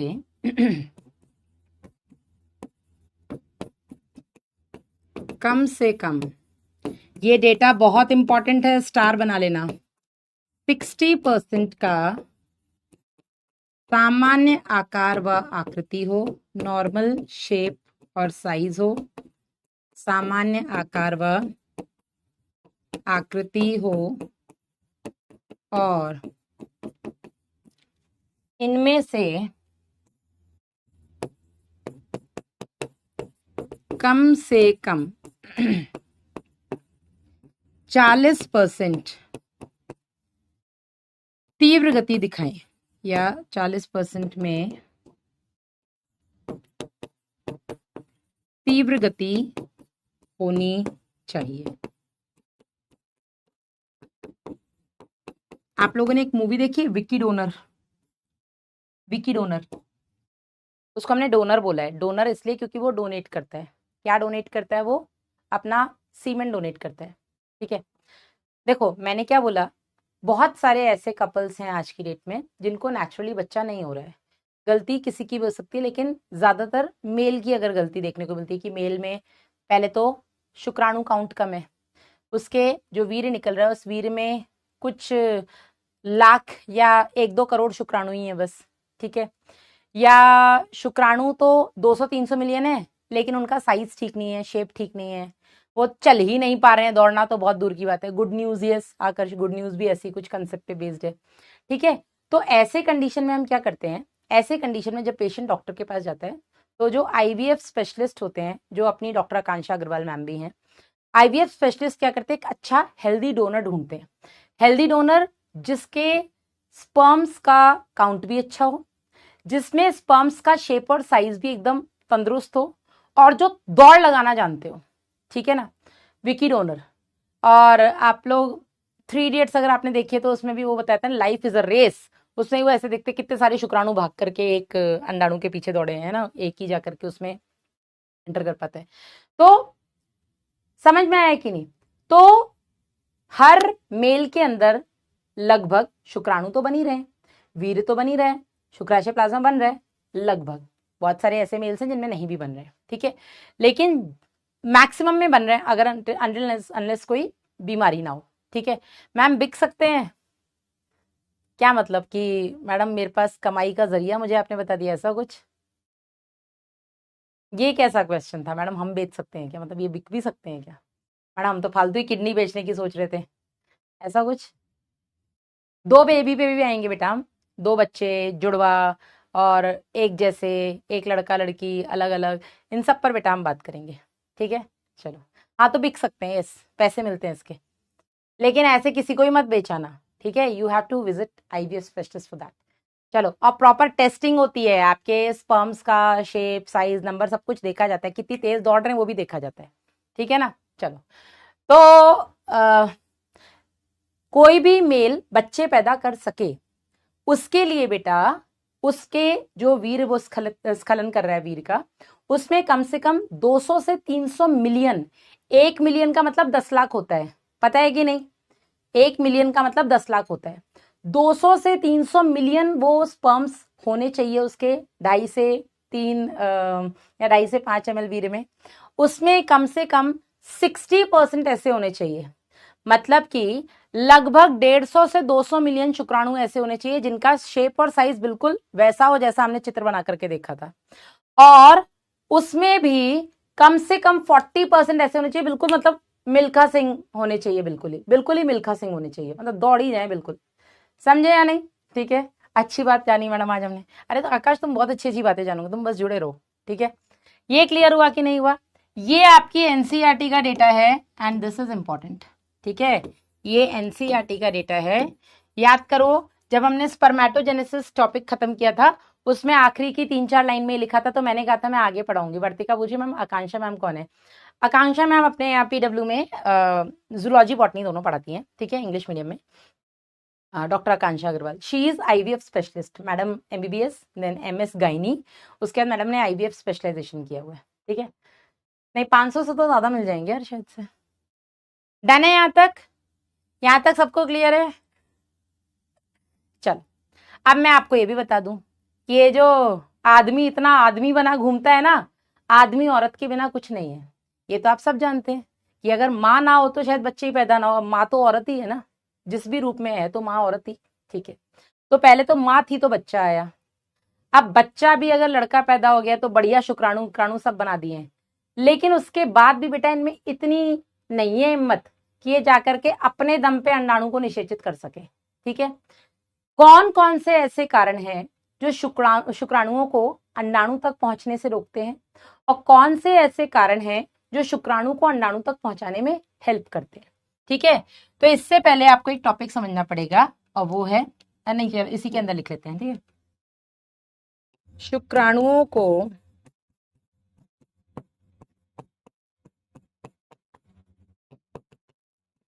अंडाणु तक पहुंचने में बाधाएं, बैरियर्स कौन कौन से ऐसे बैरियर्स हैं जो शुक्राणु को अंडाणु तक नहीं पहुंचने देते? इसका कारण नरेंद्र मोदी नहीं है, इरशाद खान है। खान साहब, हर चीज का कारण नरेंद्र मोदी कैसे हो सकते हैं? प्लीज, साइबर टीम बहुत एक्टिव हो रखी है भाई साहब, बहुत एक्टिव हो रखी है। ज्यादा पकड़ लिया ना नरेंद्र मोदी को कारण बताते हुए, उठा के ले जाइए घर से, बता रही हूँ मैं। चलो आ जाओ यहाँ पे। मैं नहीं हूँ इसका, मैंने भाई साहब कुछ नहीं किया, मैंने किसी का नाम नहीं लिया, मैंने बस बच्चों के कमेंट्स पढ़े। चैप्टर कब खत्म होगा पार्वती? अभी 4-5 लेक्चर्स लग जाएंगे, लेकिन अब हल्के हल्के टॉपिक्स हैं। ठीक है ma'am, what is body count? तुम सामान्य ज्ञान भी मुझसे ही लेना चाहते हो क्या? कल से करंट अफेयर्स भी पढ़ाने लग जाऊं क्या? सबसे पहले हमारे राष्ट्रपति डॉक्टर राजेंद्र प्रसाद जी थे, कल से वो भी पढ़ाने लग जाऊं क्या मैं? क्या चाह क्या रहे हो? हाँ, तो सबसे पहला बेटा जो कारण होता है वो होता है, जो वीर्यसेचन होता है मादा जननांग में कहाँ होता है? वेजाइना में होता है। ठीक है, वेजाइना में एसिडिक पीएच होता है, अम्लीय मतलब अम्लीय पीएच होता है। तो ये जो शुक्राणु होते हैं जो ये इतने बन के जा रहे हैं 200 से 300 करोड़ ऐसे कॉलर ऊपर करके अंडाणु को निषेचित करने में, बेटा ये उसी एसिडिक पीएच में आधे से ज्यादा वहीं धराशायी हो जाते हैं, हमसे ना हो पाएगा। ठीक है, तो योनि का, या हाँ लिखो, योनि का अम्लीय pH, acidic pH of vagina. ठीक है, आधे तो वहीं धराशायी हो जाएंगे, अम्लीय पीएच में मर जाएंगे। ठीक है, दूसरा बेटा ग्रीवा श्लेष्मा का गाढ़ा होना, ग्रीवा श्लेष्मा का गाढ़ा होना, थिक सर्वाइकल म्यूकस। अब आप कहोगे कि मैडम ग्रीवा श्लेष्मा क्या होता है? ग्रीवा श्लेष्मा होता है बेटा एक, जो ग्रीवा नाल होती है बेटा, उस ग्रीवा नाल में एक स्राव होता है, उस स्राव को ही हम ग्रीवा श्लेष्मा कह देते हैं। ठीक है ना, उसी को हम ग्रीवा श्लेष्मा कह देते हैं। तो पहले तो योनि में ही मर गए, एसिडिक पीएच था, फिर वहां से थोड़ा अंदर पहुंचे तो जो सर्वाइकल कैनाल होती है, ठीक है, ये हमने देखा था ना, ये आपका यूट्रस है, ये ग्रीवा हो गई, ये आपकी वेजाइना हो गई। यहाँ पे हमने देखा था ये इंटरनल ओस है, ये एक्सटर्नल ओस है, ये योनि हो गई। ठीक है, तो ये जो ग्रीवा होती है बेटा, इस ग्रीवा की इनर वॉल में श्लेष्मा ग्रंथियां होती हैं, और वो श्लेष्मा ग्रंथियां बेटा यहाँ पर श्लेष्मा स्रावित करती हैं, जो कि इसको थोड़ा सा लुब्रिकेटिंग रखता है। ठीक है, तो इस ग्रीवा श्लेष्मा में पहले तो यहाँ पर एसिडिक पीएच है। ठीक है, ये योनि हो गई, वेजाइना में एसिडिक पीएच है, आधे यहाँ धराशायी हो गए। ठीक है, ये हो गई योनि, यहाँ पर एसिडिक पीएच होता है, आधे यहाँ मर गए।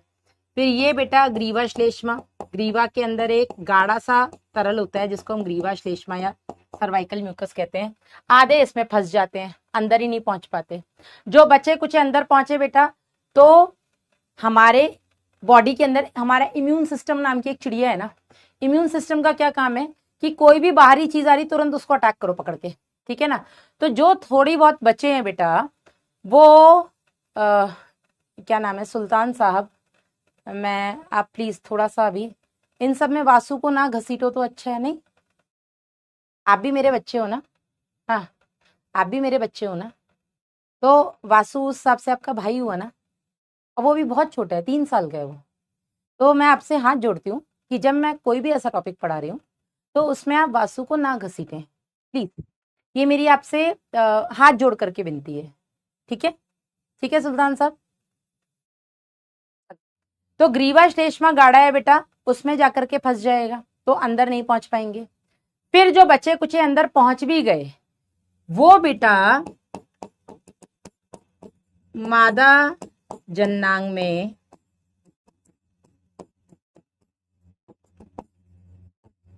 भक्षाणु कोशिकाओं का, या ऐसे लिखो मादा जननांग में भक्षण हो जाता है उनका,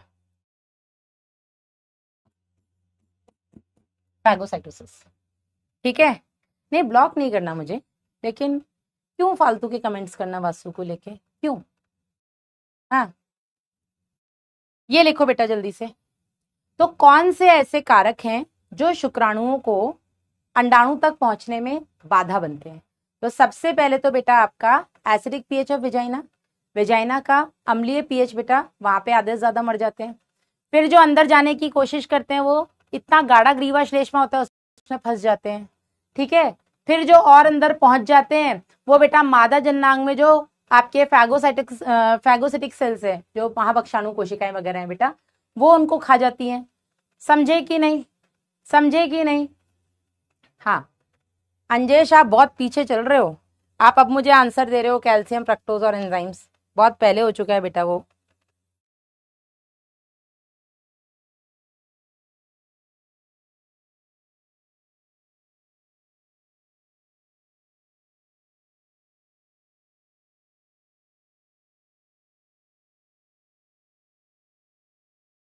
डन, लिख लिया, समझ में आया?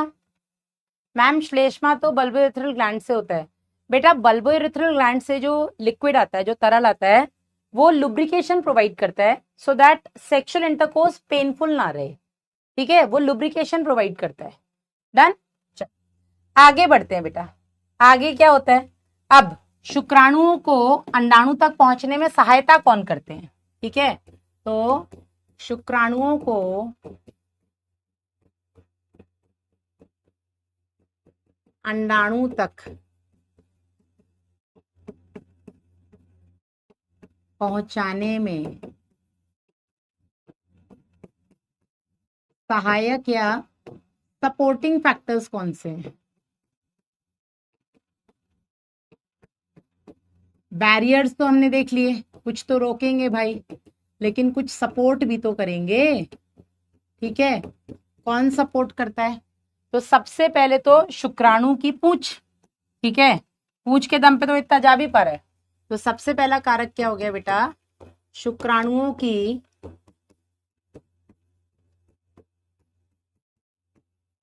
पूंछ, ये विप लाइक मूवमेंट बोलते हैं हम इसको। ठीक है, शुक्राणु की पूंछ की जो गति होती है, उस गति को हम विप लाइक मूवमेंट कहते हैं। आप लोगों ने देख, लुब्रिकेशन मतलब चिकनाहट देना, हर्षित, लुब्रिकेशन मतलब चिकनाहट। नोट करना है पीछे कर दो, लो मीनाक्षी जल्दी से लिख लो, प्यास बहुत लग रही है यार, पानी लिखो लिखो लिखो। अरे कुछ नहीं हुआ और मिला वासु को, भगवान की दया से कुछ ना हो तो अच्छा है।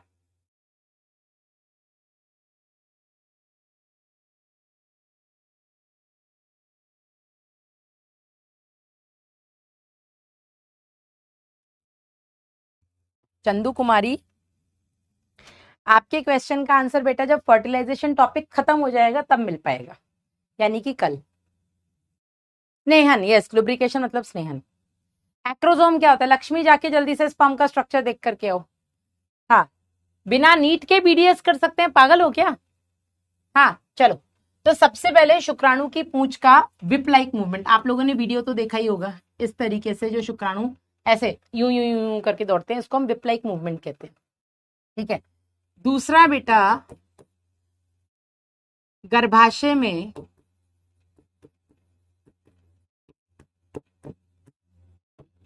सक्शन प्रभाव। सक्शन क्या होता है आपको पता है? नहीं पता है तो मैं समझा देती हूँ। वैक्यूम क्लीनर देखा है आप लोगों ने? वैक्यूम क्लीनर आजकल बहुत ट्रेंडिंग है ना, मतलब सफाई वफाई के लिए कौन डस्टिंग, वो डेली झाड़ू वाड़ू करे, तो वैक्यूम क्लीनर लेकर के हम घूमते हैं।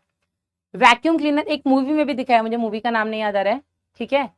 तो वैक्यूम क्लीनर क्या करता है, जैसे आप उसको ऑन करेंगे तो उससे इतनी तेज वो मतलब हवा खींचता है बाहर से कि जो भी कारपेट पे, सोफे पे जो डस्ट है, जनरली हम इसको कारपेट और सोफे की डस्ट को क्लीन करने के लिए यूज करते हैं वैक्यूम क्लीनर। तो वो क्या है, जैसे कारपेट पे जो डस्ट है वो डस्ट को अंदर खींच लेता है, ठीक है। तो इसको हम बोलते हैं सक्शन प्रभाव, ठीक है। और हम सक्शन का एग्जाम्पल और कहाँ दे सकते हैं? Suction suction suction suction suction suction suction suction का आप लोग अब इस बात पे समझ जाओ, पनौती मूवी में, पनौती, हाँ उस मूवी में शायद पनौती पनौती भी बोलते तो हैं। Suction, yes very good. Three idiots में वो बच्चे को वो ऐसा वो लास्ट में डिलीवरी के टाइम पे वो ऐसा एक बॉल काट करके तैयार करते हैं ना कि हम सक्शन ऑन करो तो सक्शन क्या करेगा, बच्चे को बाहर खींचेगा। तो सक्शन मतलब एक ऐसा वैक्यूम क्रिएट करना कि वो अंदर की तरफ चीजों को खींच ले। तो गर्भाशय के अंदर बेटा एक सक्शन जैसा इफेक्ट क्रिएट होता है जो कि जो भी आपके स्पर्म्स हैं उनको अंदर की तरफ खींचता है, ठीक है। तीसरा बेटा, प्रोस्टाग्लैंडिन्स नाम के कुछ केमिकल्स रिलीज होते हैं। ये मैं बहुत आउट ऑफ एनसीईआरटी पढ़ा रही हूँ, लेकिन वो टॉपिक ऐसा है इसलिए पढ़ा रही हूँ, ठीक है। तो प्रोस्टाग्लैंडिन्स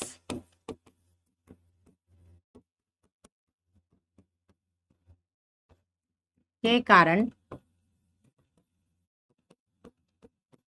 योनि में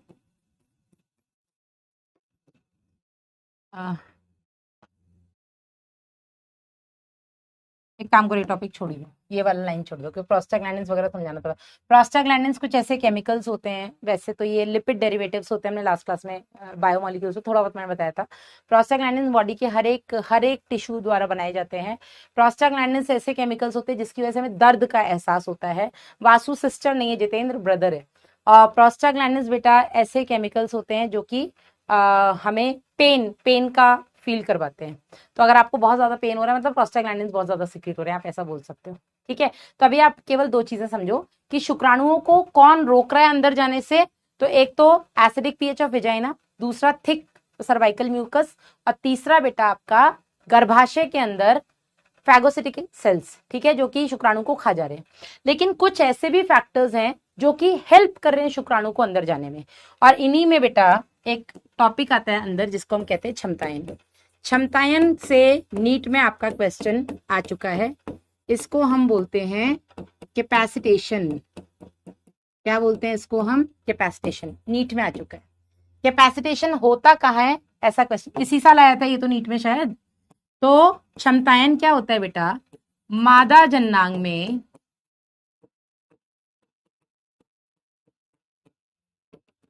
शुक्राणुओं को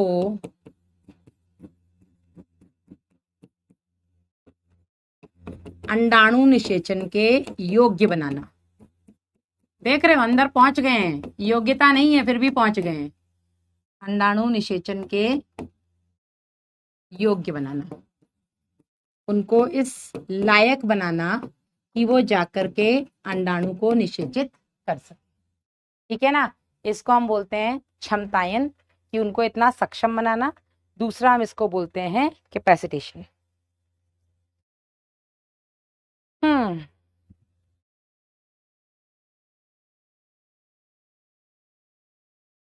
अब इसमें करते क्या है बेटा, तो याद करिए जब मैंने आपको शुक्राणु की संरचना बना करके बताया था तो मैंने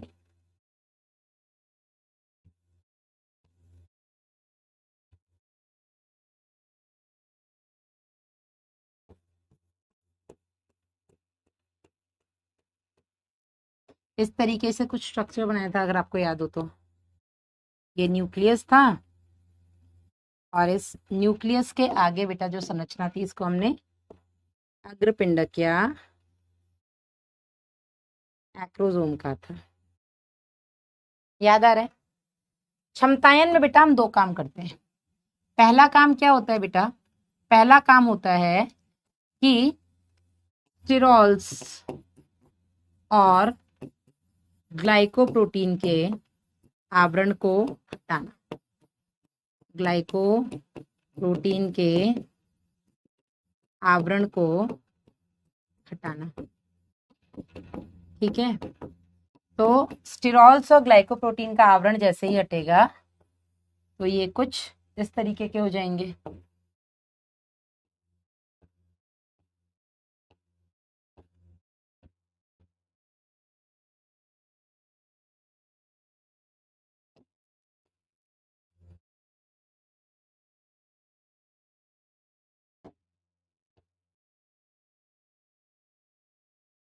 ठीक है, तो सबसे पहले तो मैंने ये जो स्टिरॉल्स और ग्लाइकोप्रोटीन का आवरण था ये हटा दिया। ये हटते ही क्या हुआ बेटा? जैसे ही ये स्टिरॉल और ग्लाइकोप्रोटीन का लेयर हटा इसके ऊपर से, इसकी जो मेम्ब्रेन है ये कमजोर हो गई। मेम्ब्रेन कमजोर हो जाएगी तो आसानी से इसमें से एंजाइम्स रिलीज हो सकते हैं। याद करिए ये एक्रोसोम है, ये एक्रोसोम है। एक्रोसोम यानी कि अग्रपिंडक। याद करिए मैंने आपको बताया था इसी एक्रोसोम से एंजाइम्स निकलते हैं जो कि अंडाणु को निषेचन में मदद करते हैं, हाँ या नहीं? IVF process is 100% safe. Safe, हाँ सेफ में ऐसा कोई दिक्कत नहीं है, इसमें कोई जान का रिस्क नहीं है। पैसे का बहुत रिस्क है, पैसा बहुत लग जाता है यार आईवीएफ वगैरह में, समझे या नहीं? तो ये हो गया एक्रोसोम। और एक्रोसोम बेटा वो एंजाइम्स रिलीज करता है जिससे कि अंडाणु की जो भी आवरण है उनको आराम से तोड़ा जा सके, जो अभी हम अगले स्टेप में पढ़ेंगे, ठीक है ना। तो सबसे पहले स्टेप में हम क्षमतायन में क्या करते हैं? स्पर्म्स के हेड पर जो स्टेरॉल और ग्लाइकोप्रोटीन की लेयर होती है उसको हटा दिया जाता है, जिससे कि उसकी मेम्ब्रेन जो है वो पतली हो जाए, कमजोर हो जाए, ताकि आसानी से एक्रोसोम से एंजाइम्स निकल सके। दूसरा बेटा हम क्या करवाते हैं इसमें? इनफ्लक्स ऑफ कैल्शियम आयंस, ठीक है। इनफ्लक्स मतलब अंदर की ओर गति। Influx of calcium ions. Influx of calcium ion को आप ऐसे समझ सकते हैं, इसमें कैल्शियम आयन अंदर की तरफ आते हैं। कैल्शियम आयंस अंदर की तरफ जाएंगे तो क्या होगा बेटा?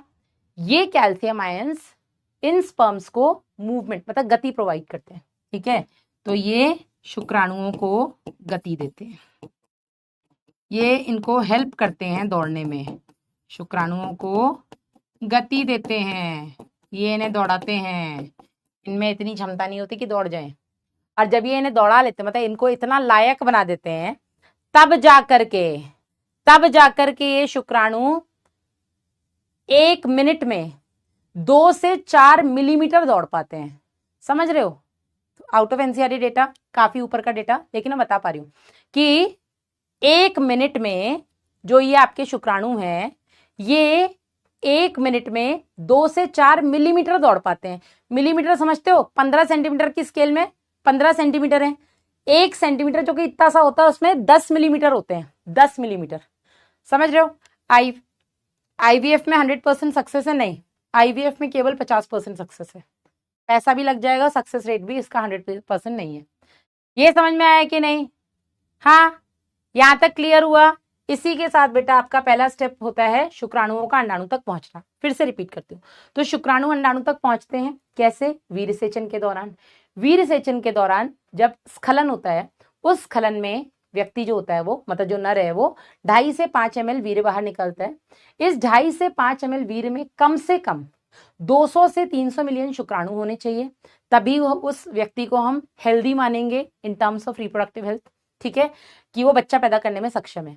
उनमें 200 से 300 मिलियन शुक्राणु में कम से कम 60% ऐसे होने चाहिए जिनका नॉर्मल शेप और साइज हो, और उन 60% में से भी कम से कम 40% ऐसे हों जो दौड़ना जानते हो, ठीक है। अब फिर भी बहुत सारे ऐसे शुक्राणु हैं बेटा जो जब अंदर जाते हैं तो वहां मतलब अंदर जाने में बहुत सारी उनको बाधाओं का सामना करना पड़ता है। और उन बाधाओं में सबसे पहली बाधा हो गई कि जिस वेजाइना में वो रिलीज हो रहे हैं वहां का एसिडिक पीएच है, एसिडिक पीएच में मर जाते हैं। फिर अंदर पहुंचे सर्विक्स, जो सर्वाइकल कैनाल है, ग्रीवानाल, ग्रीवानाल में पहुंचे तो ग्रीवानाल में जाकर के फंस गए, इतनी गाड़ी थी वो। उसके बाद और अंदर पहुंचे तो गर्भाशय में भक्षाणु कोशिकाएं थी, उन्होंने खा लिया उनको। समझ रहे हो, ये जो आपके 200 से 300 मिलियन निकले हैं, आपको पता है अंडाणु तक मात्र 250-300 पहुंच पाते हैं। समझ रहे हो, 200-300 मिलियन निकले हैं, अंडाणु तक मात्र 250 से 300 ही पहुंच पाते हैं, इससे ज्यादा पहुंच ही नहीं पाते हैं। ठीक है ना। इनफ्लक्स का क्या मतलब होता है? इनफ्लक्स मतलब अंदर जाना। इनफ्लक्स का मतलब होता है अंदर जाना, कैल्शियम आयन का अंदर जाना। ठीक है, लेकिन कुछ ऐसे भी फैक्टर्स हैं जो कि हेल्प करते हैं शुक्राणुओं को अंडाणु तक पहुंचने में। उसमें सबसे पहला फैक्टर हो गया बेटा क्या, कि जो यूट्रस है उसमें एक सक्शन जैसा प्रेशर क्रिएट होता है जब शुक्राणु अंदर जाते हैं, तो यूट्रस एक सक्शन जैसा प्रेशर क्रिएट करता है जिससे कि वो शुक्राणुओं को अंदर की तरफ खींचता है। दूसरा बेटा, शुक्राणुओं के खुद के पास पूंछ भी तो है ना, तो पूंछ की मदद से उनका जो विप लाइक मूवमेंट होता है वो तुरंत अंदर तैरते हुए निकल जाते हैं। ठीक है, लेकिन अंदर जाने पर मादा जननांग में उनको इस लायक बनाया जाता है कि वो जाकर के अंडाणु को निषेचित कर सके। कैसे? सबसे पहले तो शुक्राणु का जो आवरण है, मतलब जो उसकी प्लाज्मा झिल्ली है, उसके ऊपर ना स्टिरोल्स और ग्लाइकोप्रोटीन, ये आपके बायोमोलिक्यूल्स होते हैं जो कि इसके ऊपर इसको ढके हुए रहते हैं। इन स्टिरोल्स और ग्लाइकोप्रोटीन की लेयर को हटाया जाता है जिससे कि इसकी जो मेम्ब्रेन है वो थोड़ी सी पतली हो सके, कमजोर हो सके, ताकि एक्रोसोम से निकलने वाले एंजाइम्स आसानी से निकल सके। ठीक है, और दूसरा बेटा, हम कैल्शियम आयंस का इन्फ्लक्स कराते हैं। ये सब कुछ मादा जननांग में हो रहा है, कैल्शियम आयन अंदर की तरफ जाते हैं जिससे कि इसकी जो गति होती है वो बढ़ जाती है। डन। 11th में 93% आया because of PW team. I guess it's because of your मेहनत बेटा, बिकॉज पीडब्ल्यू टीम हर बच्चे के साथ लगी है। ठीक है, हमारा योगदान है लेकिन सबसे बड़ा योगदान हमारे बच्चों का होता है। लैशिंग मूवमेंट किसे कहते हैं? यही होता है बेटा, विप लाइक मूवमेंट को ही हम लैशिंग मूवमेंट कह देते हैं। ठीक है, ऐसे तरते कीड़े की तरह जो निकल जाते हैं। डन है यहां तक सबको?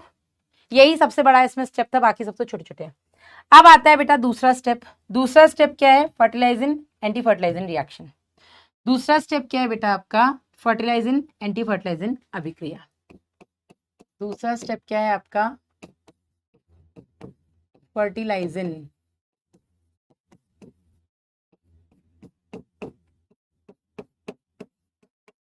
एंटी फर्टिलाइजिंग अभिक्रिया। ठीक है,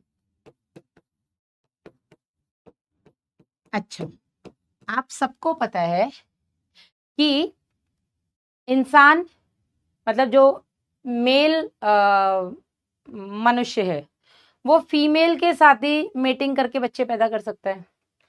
horse, male horse female horse के साथ ही मेटिंग करके बच्चे पैदा कर सकता है। डंकी, मेल डंकी फीमेल डंकी के साथ ही मेटिंग करके बच्चे पैदा कर सकती है। सेम विद मेंढक, जो हमने पढ़ा भी है। ठीक है, कॉकरोच हमने पढ़ा भी है। तो यहां पर बेटा जो जनन है वो एक स्पीशीज स्पेसिफिक प्रक्रिया है। ठीक है, जनन एक प्रजाति विशेष प्रक्रिया है। जनन प्रजाति विशेष, प्रजाति विशेष मतलब कि स्पीशीज स्पेसिफिक होता है। ठीक है, स्पीशीज स्पेसिफिक का मतलब ये हुआ कि प्राकृतिक रूप से आर्टिफिशियली तो हमने बहुत कुछ कर दिया। हमने घोड़े गधे को मिलाकर के खच्चर बना दिया है, हमने शेर चीते को मिलाकर, हमने लॉयन और टाइगर को मिलाकर लाइगर बना दिया है, हमने टाइगॉन बना दिया है। ठीक है, हमने वही घोड़े गधे को मिलाकर वो हॉर्स और डंकी मिला करके हमने म्यूल बना दिया है ना। तो ये हमने आर्टिफिशियली किया है, नेचुरल कंडीशन में ऐसा पॉसिबल नहीं है। ठीक है ना, नेचुरल कंडीशन में जो इंटर स्पीशी फर्टिलाइजेशन है वो पॉसिबल नहीं है। क्यों नहीं पॉसिबल है? उसका कारण है, फर्टिलाइजिंग प्रोटीन जो है ये अंडाणु द्वारा रिलीज होती है, ये प्रोटीन है। ठीक है, फर्टिलाइजिंग और एंटी फर्टिलाइजिंग जो है बेटा ये प्रोटीन्स हैं, जिसमें फर्टिलाइजिंग जो होता है वो अंडाणु द्वारा रिलीज होता है और एंटी फर्टिलाइजिंग एक ऐसा प्रोटीन है जो शुक्राणुओं द्वारा रिलीज होता है। जब कभी भी अंडाणु और शुक्राणु आपस में मिलते हैं, उस कंडीशन में बेटा ये दोनों एक दूसरे को पहचानते हैं, एक ही प्रजाति के हैं ना अपन, और अगर ये एक ही प्रजाति के हैं तो जाकर के बेटा ये प्रक्रिया आगे बढ़ती है।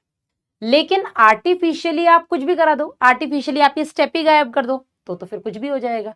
किसी का भी अंडाणु और शुक्राणु के न्यूक्लियस को आपस में मिला दो, अब मिला ही रहे हैं ना, चलो एनिमल्स हटा दो, प्लांट्स में देखो, आप लोग इस चैप्टर में पढ़ेंगे, हमने आलू और टमाटर को मिला दिया, हमने आलू और बैंगन को मिला दिया, माना आलू सब्जियों का राजा है, तो इसका मतलब ये थोड़ा ना कि उसको ठीक है हम सब्जी में किसी में मिला ले, टमाटर आलू की सब्जी बना ली, मटर आलू की सब्जी बना ली, फिर आपके गोभी आलू की सब्जी बना ली, पत्ता गोभी आलू की सब्जी बना ली, फिर इधर आपके भिंडी आलू लोग बना ले, भाई भिंडी आलू बना रहे हैं लोग, ठीक है, बैंगन आलू बना रहे हैं, लौकी आलू बना ले रहे हैं, ठीक है, तोरी आलू बना दे रहे हैं। प्लांट्स के केस में आप सब्जी कुछ भी बना दो, लेकिन जो रिसर्चर्स हैं, ठीक है, जो बॉटनिस्ट हैं, जो एग्रीकल्चरिस्ट हैं, वो क्या कर रहे हैं, वो दोनों के न्यूक्लियस को आपस में मिला रहे हैं भाई साहब। हाँ, पढ़ेंगे हम लोग आगे बायोटेक में इसके बारे में कि हाँ आलू प्याज की सब्जी बनती है, ठीक है, कि आलू और टमाटर दोनों के न्यूक्लियस को, मतलब दोनों के क्लोरोप्लास्ट को आपस में मिला रहे हैं, पोमैटो बना दिया, ब्रिंजल और पोटैटो मिला करके बोमैटो बना दिया, समझ रहे हो कि नहीं, कुछ भी बना रहे हैं लोग। वो बात हो रही है कि वो किसी काम की नहीं है तो उसको खत्म किया जा रहा है, लेकिन एक्सपेरिमेंट सब कर रहे हैं कि शायद कुछ नया, जैसे गोभी से ब्रोकली बना दी, क्या फायदा है ब्रोकली का, मुझे तो वो ब्रोकली बनानी ही नहीं आती, मैं कितनी बार कितनी तरीके से, तोरी को तो तोरी बोलते हैं ना, घिया लौकी को बोलते हैं, तोरी को भी कुछ तो बोलते हैं, मेरे को याद आ रहा है, हम लोग एमपी में थे तो कुछ बोलते थे, समझ रहे हो। तो नेचुरली बेटा, नेचुरली जो जनन है, चाहे वो प्लांट्स के केस में हो चाहे वो एनिमल्स के केस में हो, जनन एक प्रजाति विशेष प्रक्रिया है कि कोई भी प्रजाति का अंडाणु अपनी ही प्रजाति के शुक्राणु के साथ मेटिंग या शुक्राणु के साथ मिलेगा, लेकिन आर्टिफिशियली आप कुछ भी करवा दो। और वो क्यों है, जनन प्रजाति विशेष क्यों है, इस स्टेप की वजह से, क्योंकि फर्टिलाइजिंग एंटी फर्टिलाइजिंग रिएक्शन एक ऐसा स्टेप है फर्टिलाइजेशन के दौरान जो इस चीज को सुनिश्चित करता है, इस चीज को इंश्योर करता है कि मैं अपनी ही प्रजाति के शुक्राणु या अंडाणु के साथ मिलूं, समझे कि नहीं, बस इसमें इतना ही है। अब आ जाओ तीसरा स्टेप। तीसरा स्टेप क्या था बेटा, एक्रोसोमल अभिक्रियाएं या अग्रपिंडक अभिक्रियाएं, एक्रोसोमल रिएक्शंस। अग्रपिंडक अभिक्रियाएं क्या होता है, देखो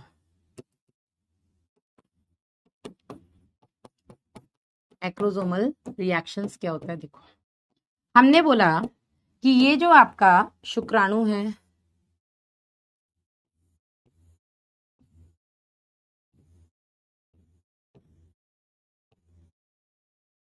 इसमें ये हो गया केंद्रक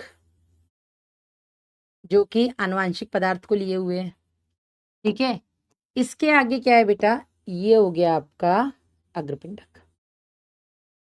इस अग्रपिंडक में वो सारे एंजाइम्स हैं जो निषेचन में हेल्प करते हैं, ये हो गया अग्रपिंडक। इस अग्रपिंडक में कई सारे एंजाइम्स होते हैं, जैसे सबसे पहला है आपका corona penetrating enzyme, corona penetrating enzyme, या इसको भेदक भी बोल सकते हैं, कोरोना को भेद करता है ना एंजाइम, सीपीई, कोरोना पेनिट्रेटिंग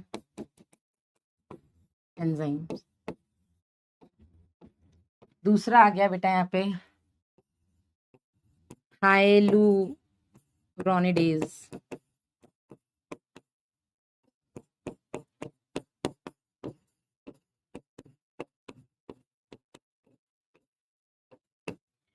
तीसरा आ गया यहाँ पे जोना लाइसेंस,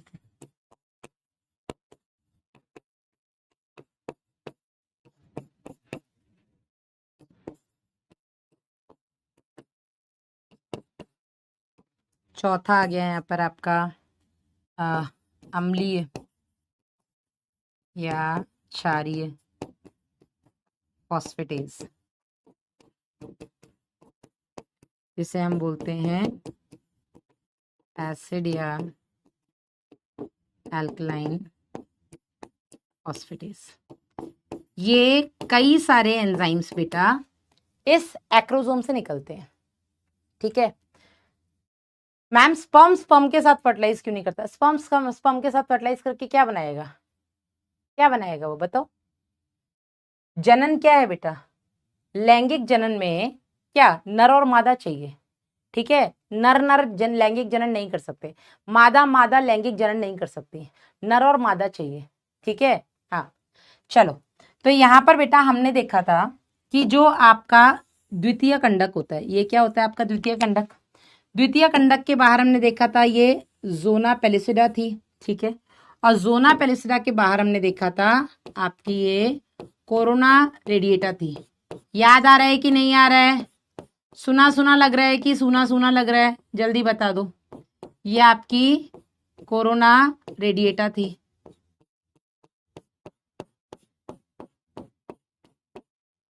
यस ऐसा है। तो ये शुक्राणु का केंद्रक या पूरा ये शुक्राणु इसके अंदर पहुंच सके, उसके लिए सबसे पहले तो इसको कोरोना रेडिएटा को तोड़ना होगा। कोरोना रेडिएटा को तोड़ने के लिए कोरोना पेनिट्रेटिंग एंजाइम, अब मैंने क्या बोला यहां पर, मैंने क्या बोला कि ये स्टिरॉल और ग्लाइकोप्रोटीन की लेयर क्यों हटाई जाती है? ताकि इसकी प्लाज्मा झिल्ली थोड़ी कमजोर हो जाए। प्लाज्मा झिल्ली कमजोर हो जाए तो आसानी से जो एक्रोसोम है, जो अग्रपिंडक है, वो आसानी से अपने एंजाइम्स निकाल सके, ठीक है ना। तो जैसे ही बेटा ये शुक्राणु अंडाणु तक पहुंचते हैं, ये शुक्राणु, अब बहुत सारे शुक्राणु पहुंचते हैं ना, एक अंडाणु के पास 250-300 शुक्राणु पहुंच गए, तो 250-300 शुक्राणु कोशिश करते हैं कि हम अंदर चले जाएं, कि हम अंदर चले जाएं।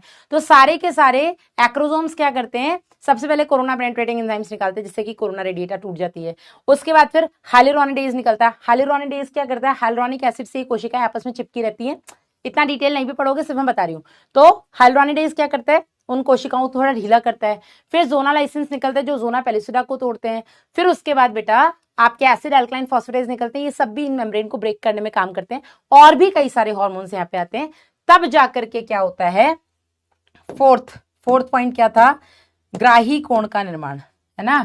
फोर्थ पॉइंट क्या था अपना, ग्राही कोण का निर्माण, फॉर्मेशन ऑफ रिसेप्शन कोण, है ना। फोर्थ पॉइंट वाज ग्राही कोण का निर्माण, रिसेप्शन कोण। रिसेप्शन कोण क्या होता है बेटा, ये जो द्वितीय कंडक है, ठीक है, ये द्वितीय कंडक कुछ इस तरीके का बन जाता है, वो कोना जिससे कि आपका शुक्राणु है वो अंदर प्रवेश करेगा, ठीक है। ये सेल्स वगैरह ढीले हो जाते हैं। तो ये आपका सेकेंडरी oocyte था, ठीक है। और इस कोने से जो शुक्राणु था वो अंदर आ गया, समझे। तो ग्राही को लिखने का टाइम दीजिए, लो भैया लिख लो, कोई जल्दी नहीं, लिख लो। हाँ लिख लो बेटा, रिसेप्शन कोण। हम्म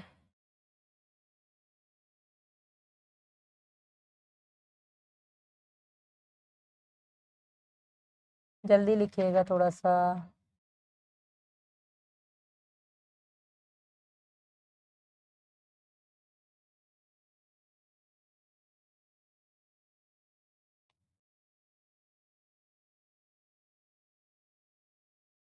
तो एक चीज आपको समझ में आई कि अगर कैपेसिटेशन नहीं होगा तो शुक्राणु अंडाणु को भेद ही नहीं पाएंगे, समझे कि नहीं।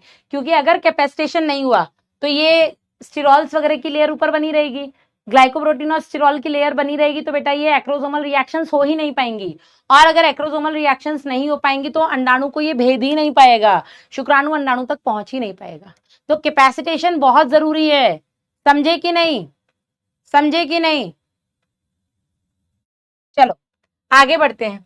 तो एक चीज मैं यहां पर और बता दूं, जो एग होता है, एग में दो पोल होते हैं। एक पोल जिससे शुक्राणु, ये भी आउट ऑफ एनसीईआरटी है लेकिन ये सब पढ़ाते हैं यार, पढ़ा देते हैं। इस पोल को बेटा हम वेजिटल पोल कहते हैं, सॉरी एनिमल पोल कहते हैं। क्या कहते हैं, एनिमल पोल, जहां से शुक्राणु प्रवेश करता है, जहां से शुक्राणु प्रवेश करता है। एक ही शुक्राणु प्रवेश करेगा, ठीक है। और दूसरी तरफ होता है बेटा ये वेजिटल पोल, दूसरी तरफ क्या हो गया, वेजिटल पोल, यहाँ अंडाणु का केंद्रक होता है, ठीक है, अंडाणु का केंद्र। अब मैंने क्या बताया, पूरा का पूरा स्पर्म एंटर कर रहे हैं। बहुत सारे बच्चे कंफ्यूज होते हैं कि नहीं मैडम स्पर्म का केवल न्यूक्लियस एंटर करता है, नहीं, पूरा का पूरा स्पर्म एंटर करता है। एमपी, हाँ गिल्की बोलते हैं, यस, तोरी को गिल्की बोलते हैं, यस, हाँ मैंने पहली बार सुना, मैंने कहा गिल्की क्या होता है, फिर पता लगा अच्छा अच्छा तोरी को बोलते हैं। Done, clear.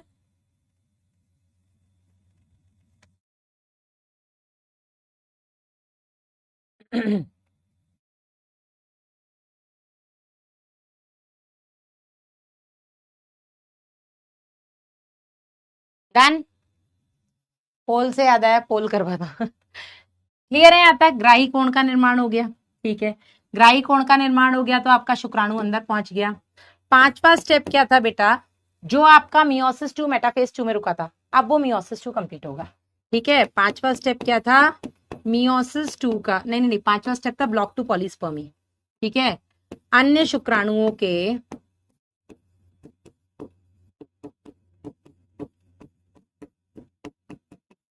प्रवेश को रोकना, ठीक है। पॉलीस्पर्मी, पॉली मतलब कई सारे, स्पर्मी मतलब शुक्राणु, तो पॉलीस्पर्मी, हमारे केस में पॉलीस्पर्मी नहीं होती है, एक अंडाणु के अंदर एक ही शुक्राणु प्रवेश करता है और एक शुक्राणु प्रवेश करने के बाद एक फर्टिलाइजेशन मेम्ब्रेन बन जाती है, ठीक है। होता क्या है बेटा, ये दो तरीके से, इसको हम बोलेंगे ब्लॉक 2 पॉलीस्पर्मी, ठीक है, क्या बोलेंगे हम इसको, ब्लॉक 2 पॉलीस्पर्मी। पॉली मतलब कई सारे, स्पर्मी मतलब शुक्राणु, ठीक है, पॉलीस्पर्मी मतलब एक शुक्राणु के प्रवेश करने के बाद अन्य शुक्राणुओं के प्रवेश को रोकना। अब ये ब्लॉक 2 पॉलीस्पर्मी दो तरीके से होता है, एक होता है फास्ट ब्लॉक, ठीक है, जैसे ही शुक्राणु अंदर प्रवेश किया तुरंत दूसरे शुक्राणु के प्रवेश को रोक दिया जाएगा, एक होता है स्लो ब्लॉक। अब ये भी एनसीईआरटी में नहीं है लेकिन मैं थोड़ा सा बता देती हूँ। फास्ट ब्लॉक में क्या होता है बेटा, शुक्राणु प्रवेश होते ही, शुक्राणु प्रवेश होते ही शुक्राणु के अंडाणु में या द्वितीयक अंडक में, द्वितीयक अंडक में प्रवेश करते ही क्या बोलेंगे उसको,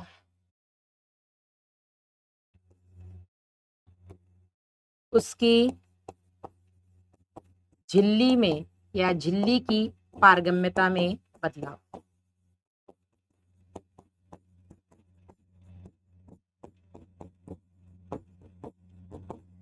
ठीक है।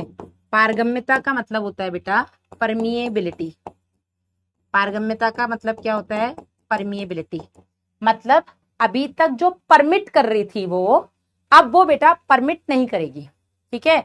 अभी तक जो अंडाणु की झिल्ली परमिट कर रही थी शुक्राणु के अंदर आने को, अब बेटा वो परमिट नहीं करेगी।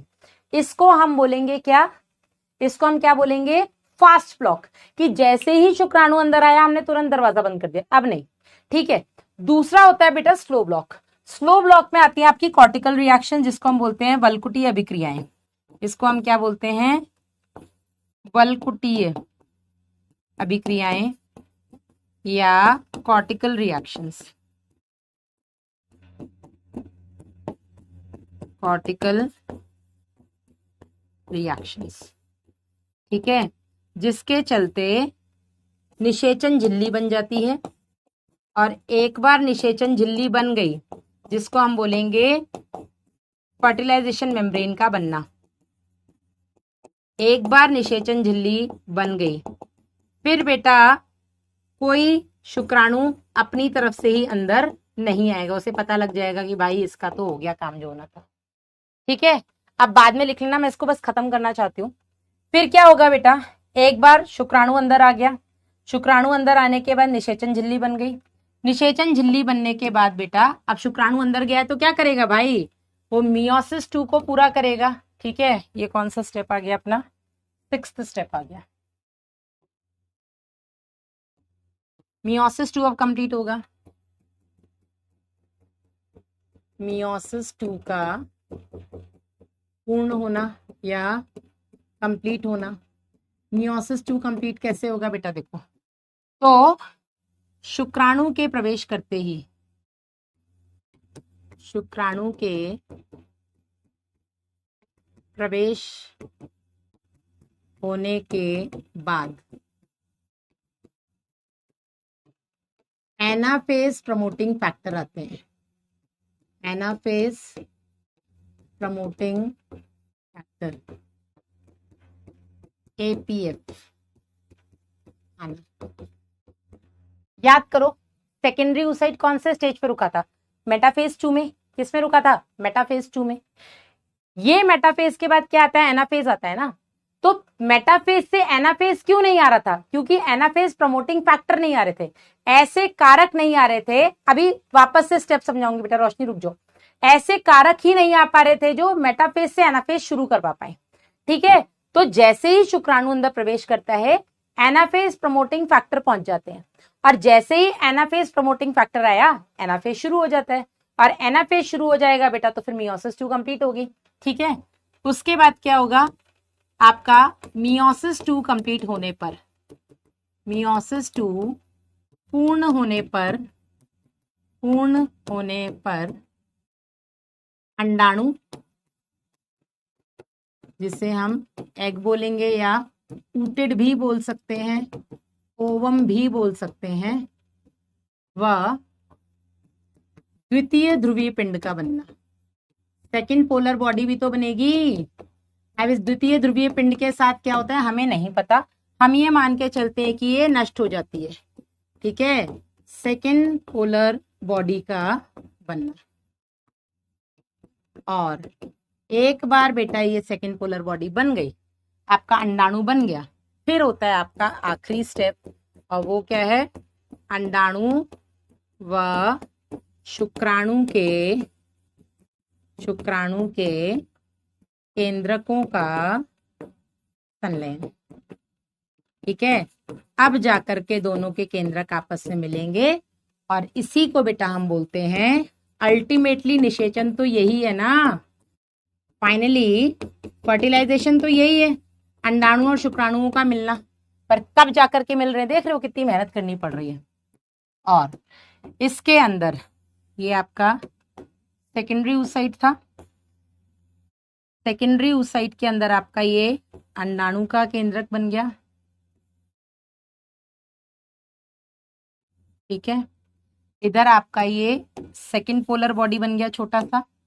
जोना पेलुसिडा अभी भी बाहर रहता है, ये चीजें कुछ बहुत इंपॉर्टेंट है। ठीक है, मैं एक एक करके लिख देती हूँ। ये हो गया आपका जोना पेलुसिडा। ठीक है, ये हो गया आपका सेकंड पोलर बॉडी, जिसे हम बोलेंगे द्वितीय ध्रुवीय पिंड। ठीक है, ये हो गया बेटा आपका अंडाणु। ठीक है, इसके न्यूक्लियस के साथ आपके शुक्राणु का न्यूक्लियस मिलता है, जिसके चलते बेटा जो संरचना बनती है इसको हम बोल देंगे जाइगोट युग्मनज। और इस जाइगोट के बाहर बेटा जोना पेलुसिडा अभी भी लगी हुई है। अब मैं इसको ZP लिख दूं। ठीक है, इसको मैं ZP लिख दूं। ठीक है, हाँ क्लास अर्जेंट, वासु सामने है।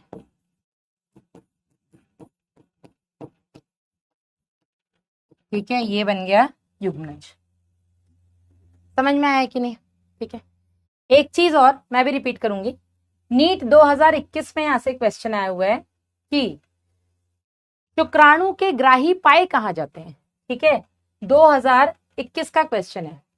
शुक्राणु के जो ग्राही होते हैं, ये जो शुक्राणु है आपके, ये शुक्राणु के ग्राही बेटा आपके इस जोना पेलुसिडा पे पाए जाते हैं। ठीक है, ये जोना पेलुसिडा है ना, ये जोना पेलुसिडा है, जोना पेलुसिडा, इसी के ऊपर इस तरीके से ग्राही पाए जाते हैं।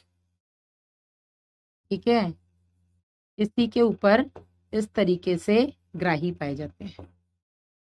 ठीक है, इन ग्राही से आकर के आपके शुक्राणु जुड़ते हैं। और इन ग्राही को बेटा हम ZP3 ग्राही बोलते हैं।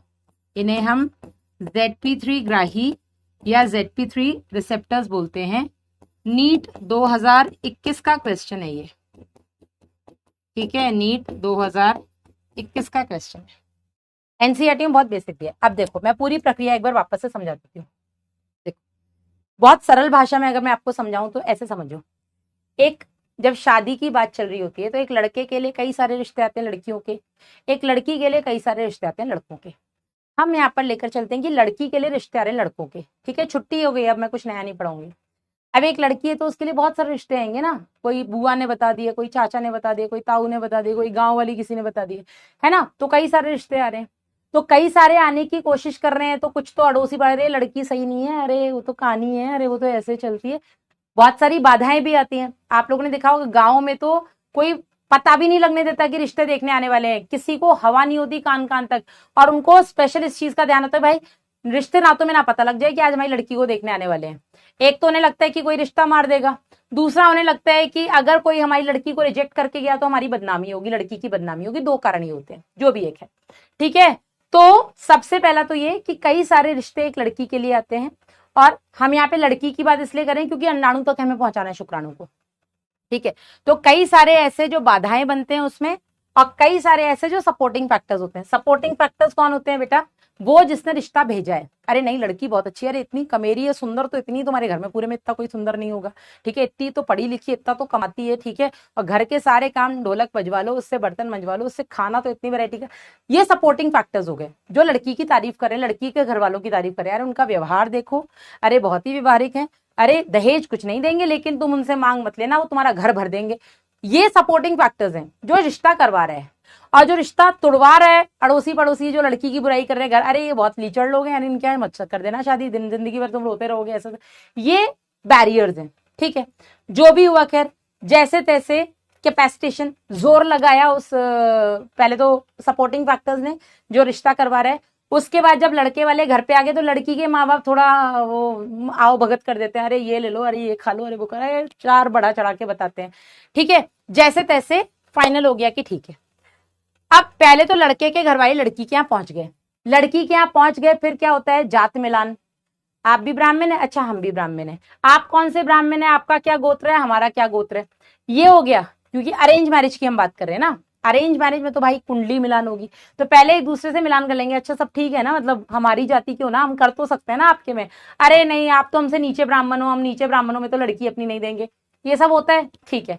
तो ये हो गया एंटी फर्टिलाइजिंग फर्टिलाइजिंग रिएक्शन की, दोनों ने एक दूसरे को कि हाँ हम एक दूसरे के लेवल के हैं कि हम शादी कर सकते हैं, ठीक है। जब लेवल मैच हो गया कि ठीक है हमारी शादी हो सकती है, उसके बाद बेटा एक्रोसोमल रिएक्शंस होती हैं। एक्रोसोमल रिएक्शन, हम ऐसी शादी कर देंगे, अरे हम इतना कर देंगे, हम इतना, लड़के वाले अरे हम लड़की को बिल्कुल ऐसे बेटी बना के रखेंगे, अरे हम पलकों पे रखें, अरे हम नौकरी नहीं करवाएंगे, अच्छा नौकरी करनी है घर के काम ना करे, घर में हमारी काम वाली लगी हुई है। ये हो गए एक्रोसोमल रिएक्शंस, ठीक है। हर वो कोशिश की कैसे भी लड़की तक हम पहुंच जाए, ठीक है, ये लड़की अपनी फाइनल हो जाए, एक्रोसोमल रिएक्शंस होगी। उसके बाद फिर जो लड़की वाले होते हैं वो रिसेप्टिंग मोड में आ जाते हैं, ठीक है भाई ये तो मैच कर गया, लड़के लड़की को मिलवा दो, लड़के लड़की मिल लिए। मिलने के बाद बेटा जैसे ही लड़के लड़की मिल लिए, उसके बाद दोनों में बॉन्डिंग हो गई।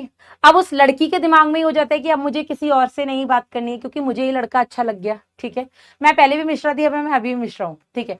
और लड़के वाले भी, लड़का भी ऐसा हो गया कि ठीक है अब यही है, अब मुझे किसी और से नहीं, यही फाइनल हो गया, ऐसा माइंड मेकअप हो जाता है ना आपके घर में, ठीक है, आपकी नहीं हुई लेकिन घर में दीदी भैया लोगों की तो हुई है, ठीक है। तो ये हो गया बेटा, एक बार लड़के लड़की मिल गए, उसके बाद ब्लॉक, ब्लॉक दूसरे लोग, लड़की का बॉयफ्रेंड भी है तो उसको भी ब्लॉक कर दिया, भाई मैं तो अच्छे घर में जा रही हूँ अब तुम चलो। लड़के की गर्लफ्रेंड है तो भी उसको भी ब्लॉक कर दिया, अरे भाग यहाँ से, अरे मेरे को इतनी सुंदर लड़की मिल गई, अरे उसको काम नहीं आता, तू तेरे तो नखड़े ही नहीं खत्म होते, तू तो बिल्कुल गर्लफ्रेंड मोड में रहती है, जो भी है। इसको हम बोलेंगे ब्लॉक टू पॉलीस्पर्मी, कि एक बार लड़की ने लड़का पसंद कर लिया, सब कुछ फाइनल, अब वो लड़के ने बाकी सबको ब्लॉक कर दिया, अब यही वही यही मेरा पति, यही मेरा देवता, यही परमेश्वर, अब मैं किसी दूसरे लड़के की तरफ नजर उठा के भी नहीं देखूंगी। ये हो गया पॉलीस्पर्मी को ब्लॉक करना। एक बार लड़के लड़की मिल लिया, पॉलीस्पर्मी ब्लॉक हो गई, पॉलीस्पर्मी ब्लॉक हो गई, फिर अंदर अब इनकी बातें चालू हो गई, ठीक है हम ऐसे शादी करेंगे, शादी के बाद यहाँ आ जाएंगे, ये सब, ये जो रुकी हुई थी बातें वो अब चालू हो गई हैं, मियोसिस 2 खत्म हो गया, और फिर बेटा आकर के शादी हो गई। समझे कि नहीं? समझे कि नहीं? हाँ, ये सारे स्टेप्स होने में कितना टाइम लगता है बेटा? ये सारे स्टेप्स होने में 3 दिन का 4 दिन का समय लगता है, 3 से 5 दिन मान लो। डन? अब समझ में आ गया सबको? अब इसी चीज को एक बार मैं वापस से अपने इन शब्दों में समझा देती हूँ। तो सबसे पहले शुक्राणु किस तरीके से अंडाणु तक पहुंचते हैं, कौन कौन से स्टेप्स हैं जो रोकते हैं शुक्राणु को, या कौन कौन से ऐसे कारक हैं जो शुक्राणु को अंडाणु तक पहुंचने से रोकते हैं, फिर कौन से ऐसे कारक जो शुक्राणु को अंडाणु तक पहुंचने में हेल्प करते हैं। ठीक है, उसी में आता है क्षमतायन, जो कि मादा जननांग में होता है। नीट 2026 का क्वेश्चन है ये, ठीक है, 2026 में आया हुआ क्वेश्चन है। क्षमतायन कहाँ होता है? मादा जननांग में होता है। फीमेल के अंदर जाकर के उसको इस लायक बनाया जाता है कि जाओ तुम अंदर जाके रिप्रोड्यूस कर लो। ठीक है, इसके बाद बेटा अंडाणु शुक्राणु एक दूसरे को पहचानते हैं कि गोत्र मिलन हो गया, ठीक है, अपन एक ही प्रजाति के हैं। ठीक है, उसके बाद बेटा क्या होता है कि शुक्राणु वो सारे एंजाइम्स छोड़ देता है कि मैं कैसे भी इसके मेम्ब्रेन्स को भेद करके इसके अंदर पहुंच जाऊं। फिर बेटा जैसे ही वो सारी उसकी मेम्ब्रेन्स को भेद देता है, उसके बाद फिर जो अंडाणु है वो भी रिसीविंग मोड में आ जाता है कि ठीक है आप एक काम करो, इस जगह से आप अंदर आ जाओ। ठीक है, वो अंदर आ गया। अंदर आने के बाद बेटा वो अंडाणु बाकी के शुक्राणु को अंदर अब नहीं आने देगा। इसको हम बोलते हैं पॉलीस्पर्मी। पॉली मतलब कई सारे स्पर्म शुक्राणुओं को रोकना। ठीक है, ब्लॉक टू पॉलीस्पर्मी। अब कॉर्टिकल रिएक्शन एक बच्चा पूछ रहा था। ठीक है, तो एक तो हो गया क्या, जैसे ही शुक्राणु अंदर पहुंचा तुरंत जो झिल्ली थी उस झिल्ली की पारगम्यता बदल जाएगी। पारगम्यता मतलब कि अभी तक वो परमिट कर रही थी कि ठीक है आ सकते हो, नहीं आ सकते हो, लेकिन जैसे एक शुक्राणु है अब मत आ जाना, देख भी मत लेना इधर, बेशक बॉयफ्रेंड हो ब्लॉक, आज के बाद मुझे फोन मत कर देना। ठीक है, तू तो लड़ता रहता था, तू तो ये करता था, अरे तू तो मेरे को, तूने कभी भाव ही नहीं दिया, आज के बाद मेरी तरफ उठा के हो गई मेरी पक्की, अब तू भाड़ में जा, है ना। ये हो गया इमीडिएट ब्लॉक। फिर होता है स्लो ब्लॉक टू पॉलीस्पर्मी। धीरे धीरे उसका इतना अच्छा बॉन्ड बन जाता है उस लड़के के साथ कि उसका बॉयफ्रेंड की याद भी नहीं आ रही है, वो स्लो ब्लॉक। ठीक है, कि एक बार शुक्राणु अंदर पहुंच गया तो इमीडिएटली उसने अपनी मेम्ब्रेन परमिएबिलिटी बदल दी कि अब कोई और शुक्राणु नहीं आ सकता। दूसरा बेटा जो अंडाणु का जो वल्कुटीय भाग है, यानी कि जो बाहरी भाग है अंडाणु के अंदर का, वहां पर कुछ ऐसी अभिक्रियाएं होती हैं जिसके चलते शुक्राणु के अंडाणु के बाहर एक ऐसी झिल्ली बन जाती है जिसको हम बोलते हैं निषेचन झिल्ली। निषेचन झिल्ली बन जाएगी तो बाहर वालों को वैसे ही पता लग जाएगी अब तो जाने का कोई फायदा ही नहीं है, अब तो हो गई इनकी पक्की। समझे कि नहीं? तो निषेचन झिल्ली ऐसी झिल्ली है जो शुक्राणु को भी दिख रही है। इमीडिएट ब्लॉक किसने किया? लड़की ने, कि नहीं नहीं नहीं अब मैं बात नहीं करूंगी। स्लो ब्लॉक एंगेजमेंट होगी, अब तो अड़ोसियों पड़ोसियों सबको पता लग गया कि अब तो हो गई इसकी पक्की, अब तो बात करने का भी कोई फायदा नहीं है, अब हम क्या ही रिश्ता ले जाए।